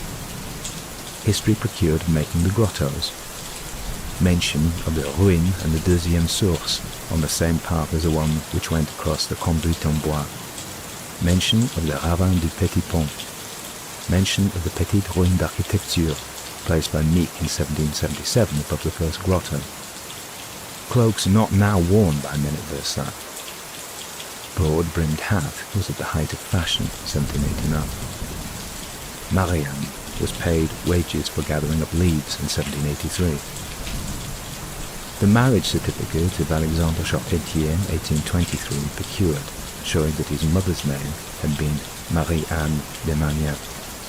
Magny and Le Montguin mentioned as gardeners in the wages book. The grounds have been open to the public since 1870. Court Almanac of 1783 mentioned the de Bretagne as a Queen's Page de la Curie. Old diagram showing the possible position of small bridge. Rock placed by the path between the Mine and the deuxième source. Quantities of trees are bought during the years 1784 to 1786 for planting in the pré of the English garden. Pelouse parsemée d'arbres after the theatre was built and the little old comédie had been removed from the pelouse. Queen's dress identified. Trénon Gardens were first opened to strangers May 1789. Change of masonry beyond the terrace to the end of the present extension of the wall. Mark of inside wall of chapel courtyard found on the chapel. Tunic and short cape worn by artisans in the 18th century. Art de couleur dress of working men on the PT, 1789. The wood noticed in Nick's map. The gardeners were all at work in the grounds October the 5th, 1789, showing that it was not wet weather. Cart for removing garden rubbish was part of the regular annual expensive. Cart and 2 horses hired on October the 4th, 1789, for 3 days. No tunic or short cape worn now at the Petit Triangle. Undergrowth in a wood on that side of the gardens cleared away. No bands allowed to play in the park in winter until 1907. The music found to contain motifs used in the French light opera of the 18th century. Dress of the gardeners in 1789 said to be much the same as the present. circular mark of a possible building behind the belvedere found in a map of 1840. Name, the kiosk, found on an 1898 edition of the 18th century map near the belvedere, but apparently not indicating it. Wigs out of fashion, 1789. Natural hair unpowdered, Monsieur de Valence, first time, 1788. Steel buckles in fashion, 1789. Meek's map said to be authoritative, showing former existence of carriage road. Mark on wall showed where the cottage might have been. Etymology of kiosk, first admitted to the French Academy in 1762. Extension of wall from the corner of terrace found to be of rubble. Bush in the place where the lady sat was planted during the Orleans residence. The terrace above the Queen's Passage to the chapel said to have been de plain-pied. Present tree planted in the centre of the chapel courtyard later than the monarchy. First French authority said that Meek's map was exact as to the position of the old carriage road. Marks of the opening of the carriage road found on both sides of kitchen buildings. Stones of carriage road lay differently from those on either side of it in the French garden. Things discovered in 1911. The cloaks and hats of the two gentlemen, as seen in 1901, shown in Wagner's print, Venice, 18th century, of Harlequin's disguise exposed. Gardeners now wear a kepi with a red band, so that the tall gardener with a round blue cap may not have been modern. A plough without wheels was noticed by Dr. Rigby in his letters from France in 1789 as old-fashioned, but still in use in Burgundy. Pointed spades were used in the time of Louis XVI. The Queen had difficulty with her sight and was in the habit of holding out print and writing at arm's length and of varying the position for the sake of focus. 3 windowsills on the garden side of the kitchen buildings and the place where the road passed through project differently from those on either side. A1.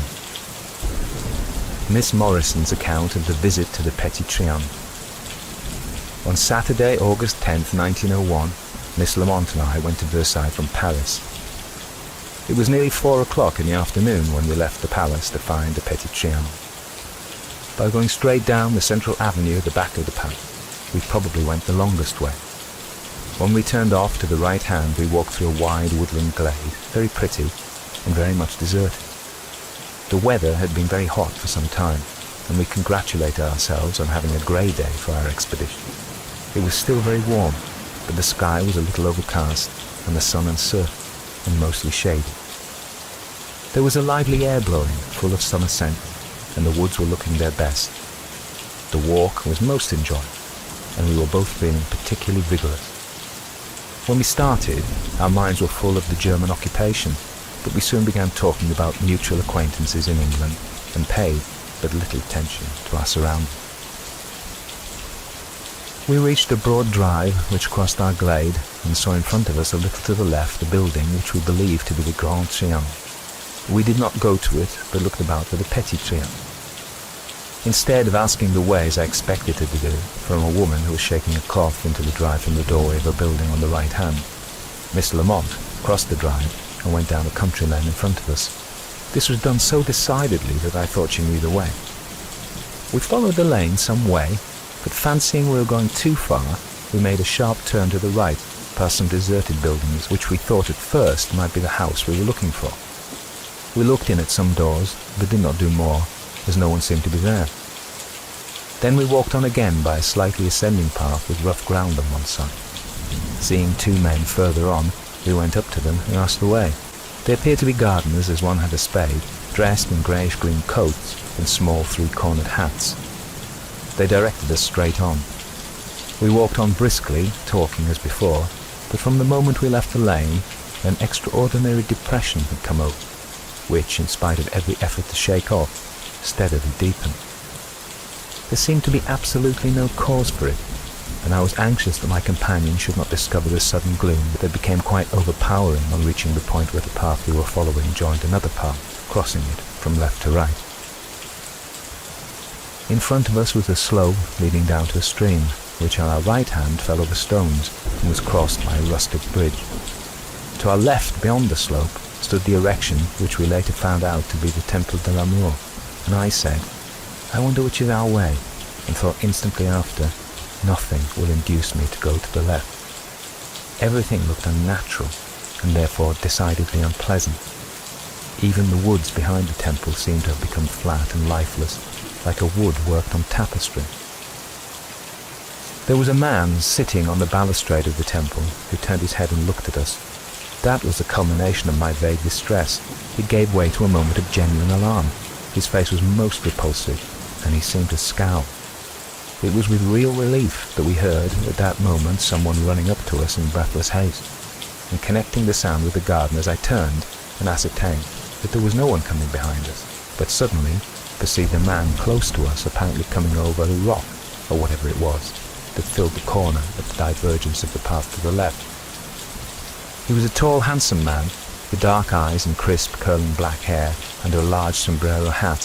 His face was very red, and I thought to myself, how sunburnt you are, adding immediately the thought, it is not the colour of sunburn. He smiled and looked secretly amused. He had a black cloak wrapped across him like a scarf, one end flying out in his prodigious hurry. Though I could not follow the words he said, there was no doubt about his intense eagerness that we should not go to the left, but should go to the right. As this fell in with my wish, I went instantly towards the bridge, turning my head to join in with Miss Lamont's expression of gratitude. By doing so, I was able to see that he was on neither path nor the slope, but I did not think about it at the time. Very soon after crossing the little bridge, we came in sight of the back and side of the house, a square, well-built stone house with a raised terrace.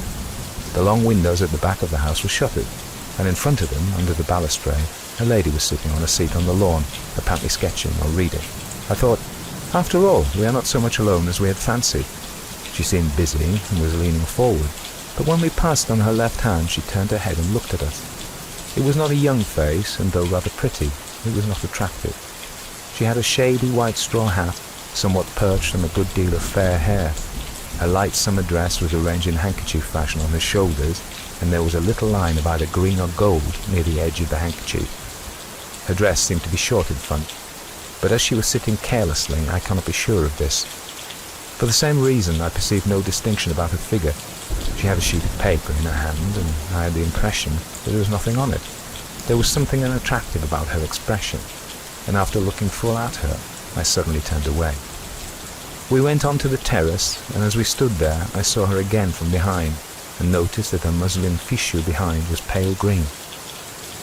I believed her to be a tourist, and wondered that anyone could sit in such a dreary place that still seemed to be full of unnatural darkness, and I was relieved that Miss Lamont did not suggest inquiring the way from it. A young man came out of the garden doorway and told us that we could only enter the house from the front courtyard, and directed us down another path parallel with the one on which we had met the garden. He looked amused as he walked with us. Finding that we had to get back to the avenue, I wondered why the gardeners had made us come such an unnecessarily long way round. We soon came to the opening leading into the drive that went past the front entrance. We went over the house in company with a large, merry French wedding party, and the interest of the rooms made me put aside the thought of the garden experience here. We drove back to Versailles for tea, both of us rather silent, not mentioning the Trianon at all. We looked about for the tennis court, and then went back to Paris by train. For several days we never mentioned these things, nor did I think of them until I was writing home a descriptive letter of all our expeditions, amongst others, that to the Petit Trianon. As the scenes came back one by one, the same extraordinary sensation of being closed in and of deathly silence came back so strongly that I stopped writing and said to Miss Lamont, "Do you think that the Petit Trianon is haunted?" Her answer was prompt, "Yes, I do." I begged her to say how and where, and on hearing an almost exact replica of my experiences, we discussed it together, and then I realized for the first time the theatrical appearance of the man who came behind us, the inappropriateness of the wrapped cloak on a hot August afternoon, the unaccountableness of his coming and going, and the excited running.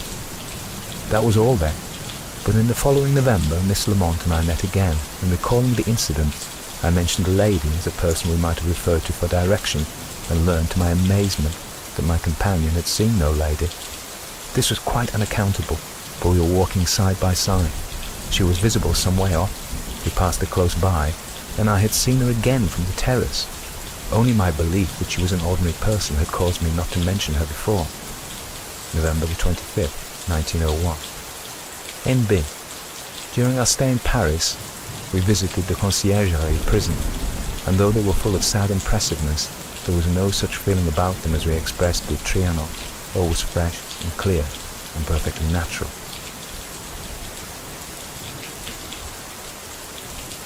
A2. Miss Lamont's account of the incidents, written before seeing Miss Morrison's account. On Saturday, August the 10th, 1901, Miss Morrison and I went to Versailles. After spending some time in the palace, we went down by the terraces and struck to the right to find the Petit Trianon, tracing our way by Baedeker's plan. We walked for some distance down a wooded alley and then came upon the buildings of the Grand Trianon, before which we did not delay. We went on in the direction of the Petit Trianon, but just before reaching what we knew afterwards to be the main entrance, I saw a gate leading to a path cut deep below the level of the ground above, and as the way was open and had the look of an entrance that was used, I said, "Shall we try this path? It must lead to the house," and we followed it. To our right, we soon saw some farm buildings looking empty and deserted. Implements were lying about. We looked in and saw no one. The impression was saddening, but it was not until we reached the crest of the rising ground where there was a garden that I began to feel as if we had lost our way, and as if something were wrong. There were two men there in official dress, greenish in colour, with something in their hands. They told us, in answer to my inquiry, to go straight on. I remember repeating my question because they answered in a casual way, but we only got the same answer in the same manner. We walked on. The path pointed out to us seemed to lead away from where we imagined the Petit Trianon to be, and there was a feeling of depression and loneliness about the place. We passed the building like a farmhouse. I saw a woman and girl come out of it. The girl had a mug in her hands. At last we came upon a path crossing ours and saw to our left a building, which we afterwards recognised as the Temple de l'Amour. Seated below the balustrade on the steps was a man with a heavy black cloak round his shoulders and a slouch hat.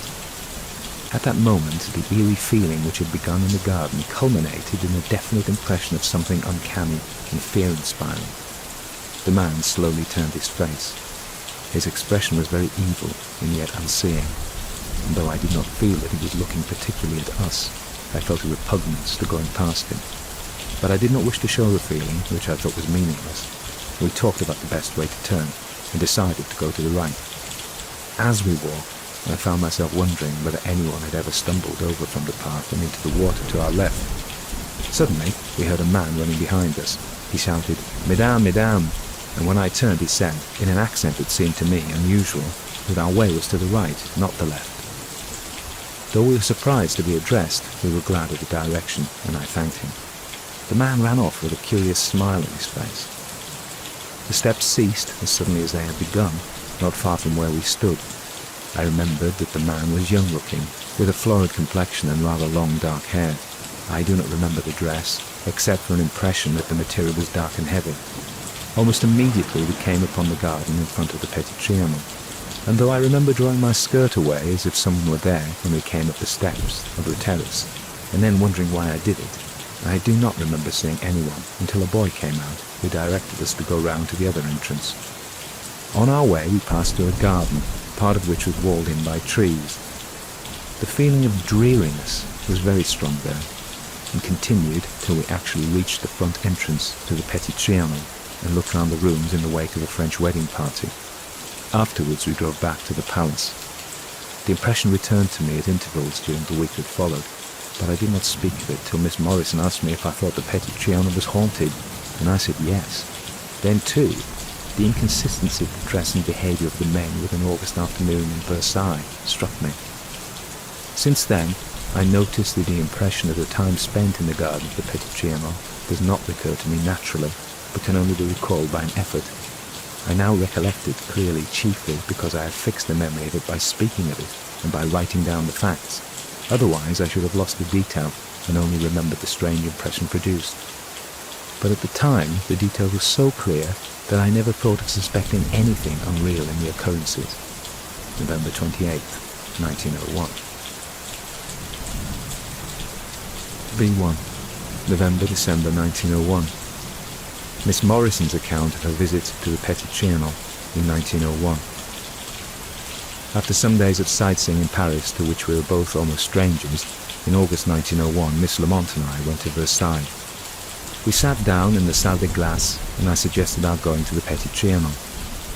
Looking in the map, we saw the sort of direction, and that there were 2 Trianons, and set off. By not asking the way, we went an unnecessarily long way round, by the great flights of steps from the fountains and down the central avenue as far as the head of the long pond. The weather had been very hot all the week, but on this day the sky was a little overcast and the sun shaded. There was a lively wind blowing, the woods were looking their best, and we both felt particularly vigorous. It was a most enjoyable walk. After reaching the beginning of the long water, we struck away to the right down a woodland glade until we came obliquely to the other water close to the building, which we rightly concluded to be the Grand Trianon. We left it on our left hand and came up to a broad green drive perfectly deserted. If we had followed it, we should have come immediately to the Petit Trianon, but not knowing that, we crossed the drive and went up a lane in front of us. I was surprised that Miss Lamont did not ask the way from a woman who was shaking a white cloth out of the window of a building at the corner of the lane, but followed, supposing that she knew where she was going. Talking about England and mutual acquaintances there, we went up the lane, and they made a sharp turn to the right past some buildings. We looked in at an open doorway and saw the end of a carved staircase, but as no one was about, we did not like to go in. There were 3 paths in front of us, and as we saw 2 men a little ahead of us in the centre one, we followed it and asked them the way. Afterwards we spoke of them as gardeners because we remembered a wheelbarrow of some kind close by and the look of a pointed spade. But they were really very dignified officials, dressed in long greyish-green coats with small 3-cornered hats. They directed us straight on. We walked briskly forward, talking as before, but from the moment we left the lane, an extraordinary depression had come over me, which in spite of every effort to shake off, steadily deepened. There seemed to be absolutely no cause for it. I was not at all tired, and was becoming more interested in my surroundings. I was anxious that my companion should not discover the sudden gloom upon my spirits, which became quite overpowering on reaching the point where the path ended, being crossed by another right and left. In front of us was a wood, within which, and overshadowed by trees, was a light garden kiosk, circular, and like a small bandstand, by which a man was sitting. There was no greensward, but the ground was covered with rough grass and dead leaves as in a wood. The place was so shut in that we could not see beyond it. Everything suddenly looked unnatural, therefore unpleasant. Even the trees behind the building seemed to have become flat and lifeless, like a wood worked on tapestry. There were no effects of light and shade, and no wind stirred the trees. It was all intensely still. The man sitting close to the kiosk, who had on a cloak and a large shady hat, turned his head and looked at us. That was the culmination. The man's face was most repulsive, its expression odious, his complexion was very dark and rough. I said to Miss Lamont, "Which is our way?" but thought, nothing would induce me to go to the left. It was a great relief at that moment to hear someone running up to us in breathless haste. Connecting the sound with the garden officials, I turned and ascertained that there was no one on the paths, either behind or to the side. But almost at the same moment I suddenly perceived another man quite close to us, behind, and rather to the left hand, who had apparently just come either over or through the rock, or whatever it was, that shut out the view at the junction of the paths. The suddenness of his appearance was something of a shock. The second man was distinctly a gentleman. He was tall, with large dark eyes, and had crisp, curling black hair, under the same large sombrero hat. He was handsome, and the effect of the hair was to make him look like an old picture. His face was glowing red, as through great exertion, as though he had come a long way. At first I thought he was sunburned, but a second look satisfied me that it was heat, not sunburning. He had on a dark cloak, wrapped across him like a scarf, one end flying out in his prodigious hurry. He looked greatly excited as he called out to us, "Mesdames, mesdames," or "Madame," pronounced more as the other. "Il ne faut pas passer par là." He then waved his arm and said with great animation, "Par ici, cherchez la maison." I was so surprised at his eagerness that I looked up at him again, to which he responded with a little backward movement and a most peculiar smile. Though I could not follow all he said, it was clear that he was determined that we should go to the right and not to the left. As this fell in with my own wish, I went instantly towards a little bridge on the right, and turning my head to join Miss Lamont in thanking him, found to my surprise that he was not there. But the running began again, and from the sound, it was close beside us. Silently we passed over the small rustic bridge we crossed the tiny ravine, so close to us when on the bridge that we could have touched it with our right hands. A thread-like cascade fell from the height below, down a green pretty bank, where ferns grew between stones. Where the little trickle of water went in, I did not see, but it gave the impression that we were near other water, though I saw none. Beyond the little bridge, our pathway led under trees. It skirted a narrow meadow of long grass bounded on the further side by trees, and very much overshadowed by trees growing on it. This gave the whole place a sombre look, suggestive of dampness, and shut out the view of the house until we were close to it. The house was a square, solidly built country house, quite different from what I expected. The long windows looking north into the English garden, where we were shuttered.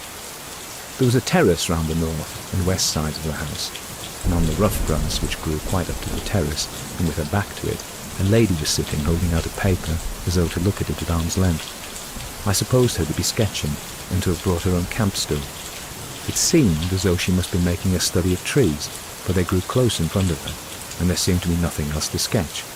She saw us, and when we passed close by on her left hand, she turned and looked full at us. It was not a young face, and although rather pretty, it did not attract me. She had on a shady white hat, perched on a good deal of fair hair that fluffed around her forehead. Her light summer dress was arranged on her shoulders in handkerchief fashion, and there was a little line of either green or gold near the edge of her handkerchief, which showed me that it was over, not tucked into her bodice, which was cut low. Her dress was long-waisted with a good deal of fullness in the skirt, which seemed to be short. I thought that she was a tourist, but that her dress was old-fashioned and rather unusual, though people were wearing fichu bodices that summer. I looked straight at her, but some indescribable feeling caused me to turn away, annoyed at her being there. We went up the steps on the terrace, my impressions being that they led up direct from the English garden, but I was beginning to feel as though we were walking in a dream. The stillness and oppressiveness was so unnatural. Again I saw the lady, this time from behind, and noticed that her fichu was pale green. It was rather a relief to me that Miss Lamont did not propose to ask her whether we could enter the house from that side. We crossed the terrace to the southwest corner and looked over into the courtyard and then turned back, and seeing that one of the long windows overlooking the French garden was unshuttered, we were going towards it when we were interrupted. The terrace was prolonged at right angles in front of what seemed to be a second house. The door of it suddenly opened, and a young man stepped out onto the terrace, banging the door behind him. He had the jaunty manner of a footman but no livery, and called to us, saying that the way into the house was by the queue d'honneur, and offered to show us the way round. He looked inquisitively amused as he walked by us down the French garden till we came to an entrance into the front drive. We came out sufficiently near the first lane we had been in to make me wonder why the garden officials had not directed us back, instead of telling us to go forward. We were then in the front entrance hall, and we were kept waiting for the arrival of a merry French wedding party. They walked arm in arm in a long procession round the rooms, and we were at the back, too far off from the guide to hear much of his story. We were very much interested, and felt quite lively again. Coming out of the courtyard, we took a little carriage which was standing there, and drove back to the Hôtel des Reservoirs in Versailles, where we had tea. But we were neither of us inclined to talk, and did not mention any of the events of the afternoon. After tea, we walked back to the station, looking on the way for the tennis court. For a whole week we never alluded to that afternoon, nor did I think about it until I began writing a descriptive letter of our expedition of the week before. As the scenes came back one by one, the same sensation of dreary, unnatural oppression came over me so strangely that I stopped writing and said to Miss Lamont, "Do you think that the Petit Trianon is haunted?" Her answer was prompt, "Yes, I do." I asked her where she felt it, and she said, in the garden, where we met the two men, but not only there. She then described her feeling of depression and anxiety which began at the same point as it did with me, and how she tried not to let me know it. Talking it over, we fully realized for the first time the theatrical appearance of the man who spoke to us, the inappropriateness of the wrapped cloak on a warm summer afternoon, the unaccountableness of his coming and going, the excited running which seemed to begin and end close to us, and yet always out of sight, and the extreme earnestness with which he desired us to go one way and not the other. I said that the thought had come to my mind that the two men were going to fight a duel, and that they were waiting until we were gone. Miss Lamont owned to disliking the thought of passing the man at the kiosk. We did not speak again of the incident during my stay in Paris, though we visited the Conciergerie prisons and the tombs of Louis XVI and Marie Antoinette of Saint-Denis when all was clear and fresh and natural. 3 months later, Miss Lamont came to stay with me, and on Sunday, November the 10th, 1901, we returned to the subject, and I said, "If we had known that a lady was sitting so near us sketching, it would have made all the difference, for we should have asked her the way." She replied that she had seen no lady. I reminded her of the person sitting under the terrace, but Miss Lamont declared that there was no one there. I exclaimed that it was impossible that she should not have seen the individual, for we were walking side by side and walked straight up to her, past her, and looked down upon her from the terrace. It was inconceivable to us both that my companion should not have seen the lady, but the fact was quite certain that Miss Lamont had not done so, though we had both been rather on the lookout for someone who would reassure us as to whether we were trespassing or not. Finding that we had a new element of mystery, and doubting how far we had seen any of the same thing, we resolved to write down independent accounts of our expedition to Trianon, read up on its history, and make every inquiry about the place. Miss Lamont returned to her school the same evening, and 2 days later I received from her a very interesting letter giving the result of her first inquiries, November 1901.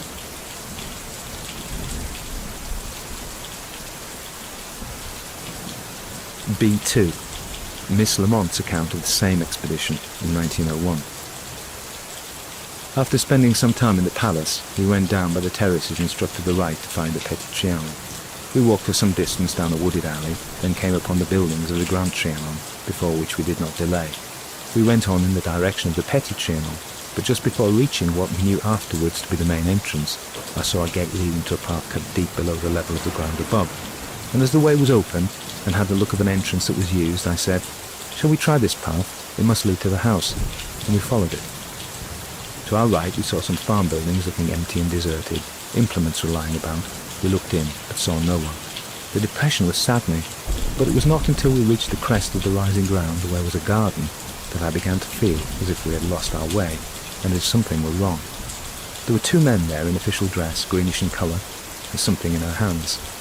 It might have been a staff. A wheelbarrow and some other gardening tools were near them. They told us in answer to my inquiry to go straight on. I remember repeating my question because they answered in a seemingly casual and mechanical way, but only got the same answer in the same manner. As we were standing there, I saw to the right of us a detached, solidly built cottage with stone steps at the door. A woman and a girl were standing at the doorway, and I particularly noticed their unusual dress. Both wore white kerchiefs tucked into the bodice, and the girl's dress, though she looked 13 or 14 only, was down to her ankles.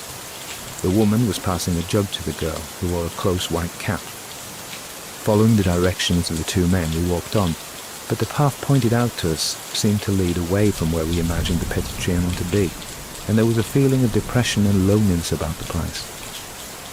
I began to feel as if I were walking in my sleep. The heavy dreaminess was oppressive. At last we came upon a path crossing ours and saw in front of us a building consisting of some columns roofed in and set back in the trees. Seated on the steps was a man with a heavy black cloak round his shoulders and wearing a slouch hat.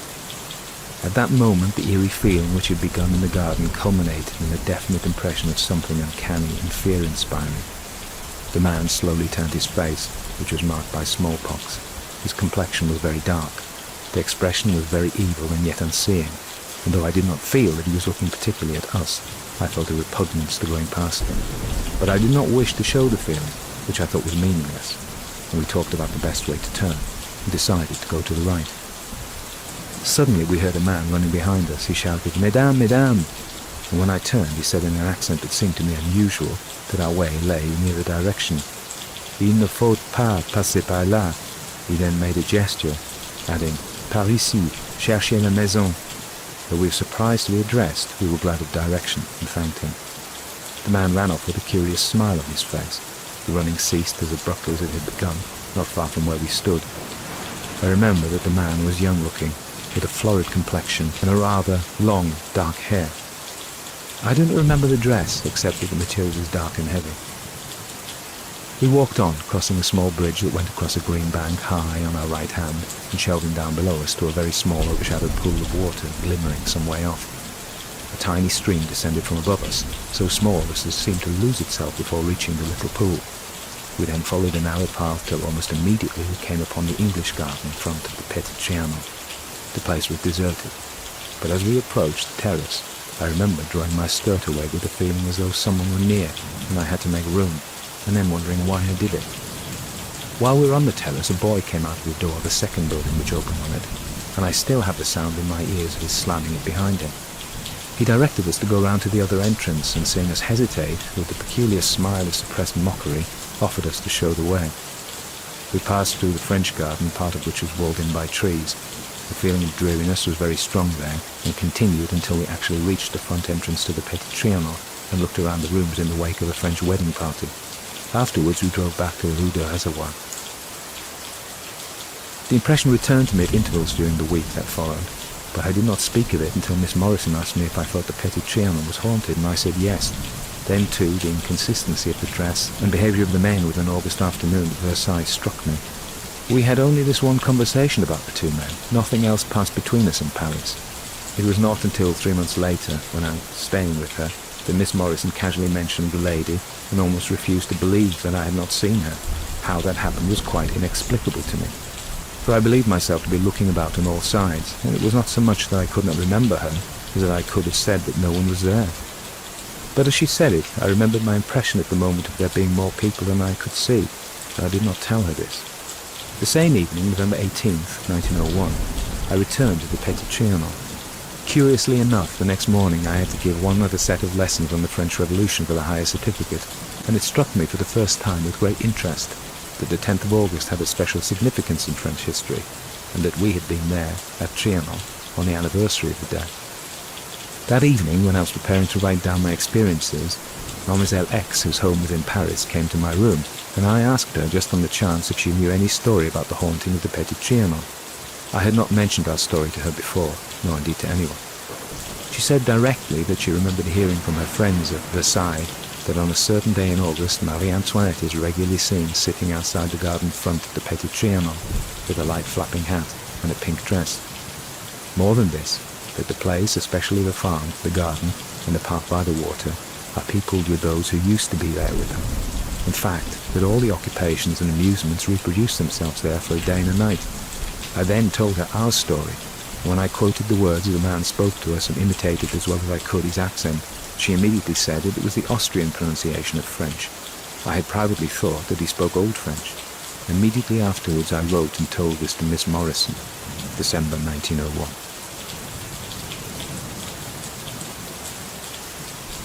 Part 3. Comments by the editor. Other time slips.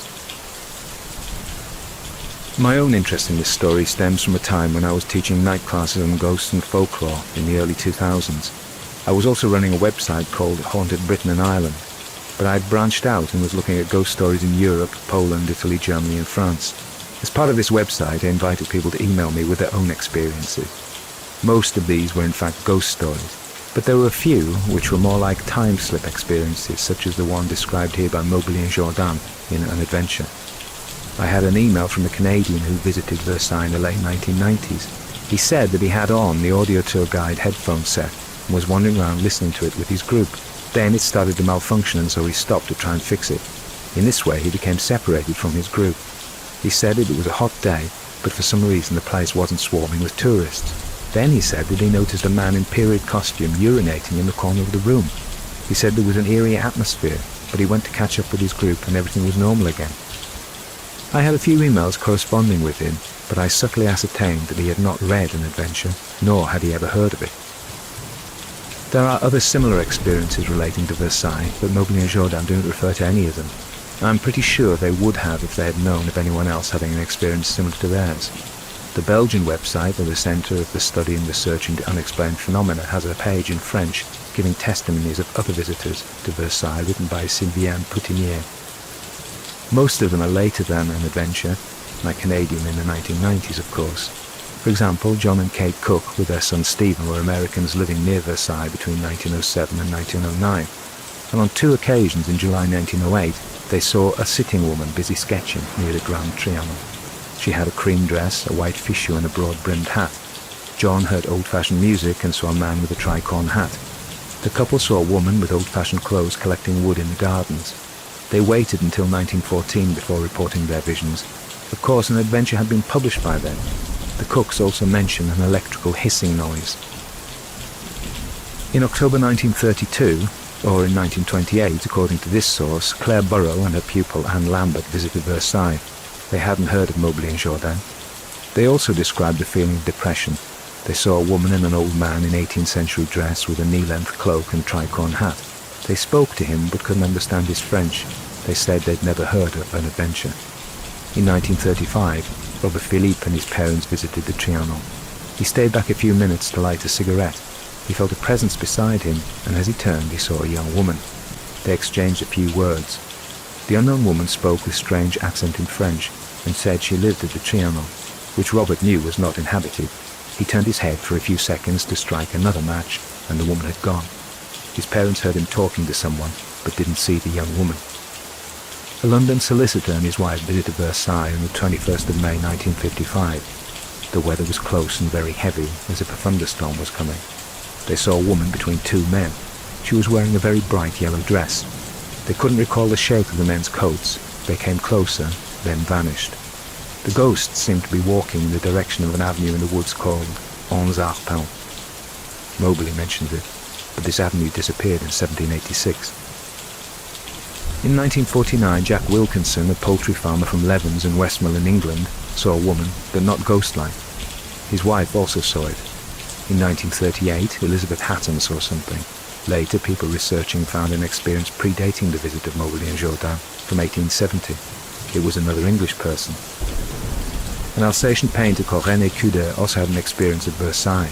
No date is given by Madame Putinier, but Cuder died in 1962, so it was obviously before then. He was sketching inside the Petit Trianon about 10 in the morning, as a preliminary to illustrating a book about Versailles. Suddenly he screamed and banged against the door. The guard ran in and found him unconscious on the floor. When he came to, he said he had seen Marie Antoinette coming down the stairs without her head. He said that he even heard the clip-clop of her heels. He made an official report on the event. Other time slips elsewhere. There is a large literature on this subject, and each report will be examined, and usually someone will write a book refuting it. During my ghost hunting days, I had no experience of this kind, but in addition to the report from the Canadian gentleman mentioned above, I did collect 2 eyewitness reports. The other time-slip story came when I was teaching at a night class, and one of the people at the class told me about when they had visited Pembroke Castle in Wales. Apparently they were climbing the tower in front of their family, and when this man reached the top, he looked out on the river and saw it was full of medieval boats. He thought there must be some kind of festival on, but when he remarked on it, not only had his family not noticed it, but when they went out to look at the river, there were no boats there. The weirdest one was when I was writing my book, The Ghostly Guide to the Lake District. I had sent a press release out to the local papers and got a load of phone calls from people reporting their experiences. At that time, I lived at 23 Castle Terrace, Penrith. I got a call from Angela Charlton, and when this experience happened years before, she had been living in the same house at 23 Castle Terrace, Penrith. I quote from my own book. A local girl called Angela Charlton had a strange experience on the path up to the beacon when she was a teenager. By coincidence, at that time she lived in the house where I'm writing this now. Angela would often climb the beacon when she wasn't at school, and it's still a popular local walk. One hot day in August in the mid-1970s, she and a friend set out onto the footpath from Beacon Edge. The walk takes about 15 minutes, and the path has many abrupt angles as it zigzags through the trees. The trees crowd thickly round the path as it climbs over craggy sandstone outcrops. Soon you feel quite apart from the everyday world. It's an odd feeling, and you can have the impression that someone is watching you from the woods on either side. You go up and up, changing direction, and losing sight of the path below and behind you. As Angela and her friend climbed, they chatted away, but the atmosphere grew increasingly heavy, as if there was thunder in the air. They'd walked up many times and weren't taking too much notice of their surroundings, and then they turned the corner and stopped. They both saw it. It was an old-fashioned cottage, quite roughly made. Angela says that it was like a dwelling from the Middle Ages. The trouble was they'd never seen a cottage there before. Smoke was coming from the chimney, so someone was at home. Angela says that there was a very uncanny feeling about the place. She looked at her friend, and then they both fled. When she next worked up the courage to climb the hill some months later, the cottage wasn't there. Though her friend admitted she too had seen the building at the time, as years have gone by, she refuses to talk about it. It's difficult to know what happened. Maybe it was the electricity in the air. It was a hot day, the sort that quickly gives rise to thunder and lightning.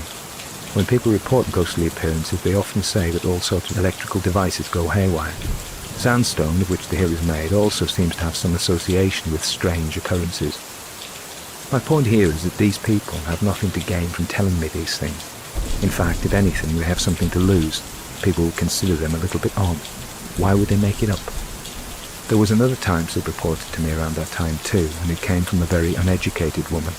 She was a friend of mine who was travelling on the train from Barrow to Carlisle along the west coast of Cumbria. She said she just left Whitehaven and was astonished to look up to the cliff on her right and see a stone fort. On this fort were soldiers in what she said were Roman armour, and they were throwing invaders down from the wall. On the sea to her left were old-fashioned ships. Now she wouldn't know, but at Moresby, more or less where she described, was the Roman fort of Gabrossentum, which was then part of Hadrian's wall defences of Roman Britain. It was there as a bulwark against raiders who would come over the sea from Ireland. She said she was astonished that no one else in the train seemed to take any notice of the bloodthirsty happenings outside the window. Time present and time past. Time present and time past are both perhaps present in time future, and time future contained in time past. If all time is eternally present, all time is unredeemable. T.S. Eliot. Everywhere is haunted by its past. When you walk down a street, you see buildings put up hundreds of years before you were born. The pattern of the streets itself will follow the needs and footsteps of those long dead. It is not just physical things. The language you speak, the deeds and thoughts of those who have gone before us, also inform and influence everything we do. We are not isolated billiard balls. We are processes in flux between past and future, between the physical present and the insubstantial dream time. As you walk down a London street, just because you cannot see, hear, taste or touch it, the blitz is real, the great fire is real. It is all happening still. Your limited senses give you a limited view of the whirling universe. You see and hear only certain frequencies. Your nose and tongue register only certain molecules. You are only aware of that little moving slit of light called the present. But what is the present? Try and stop it and say this is now, and it is already gone. Though we have concepts of the past and future, neither of them can be touched. Our two modes of experience are the material now time, where we concentrate on the road, read a menu, speak to our dog, and the insubstantial dream time which always surrounds us, and which is made up of non-material forms and ideas. When explaining what I mean by this, I used to quote Australia. Is Australia real? Or if you are reading this in Australia, is Iceland real? I can't see Australia. I can't hear it or touch it. In fact, none of my senses gives me any report at all of Australia, yet it is real. It's just that outside the operating frequencies of my senses. Arguably, if my hearing was acute enough, I could hear someone in Australia, not through a phone. As Dunn said in his quote at the beginning of this book, Einstein says that time is just another dimension to add to the 3 dimensions of space. Objects exist in all 4. Consider an atom of oxygen. If my senses are too weak to perceive them, that doesn't mean that these objects don't exist.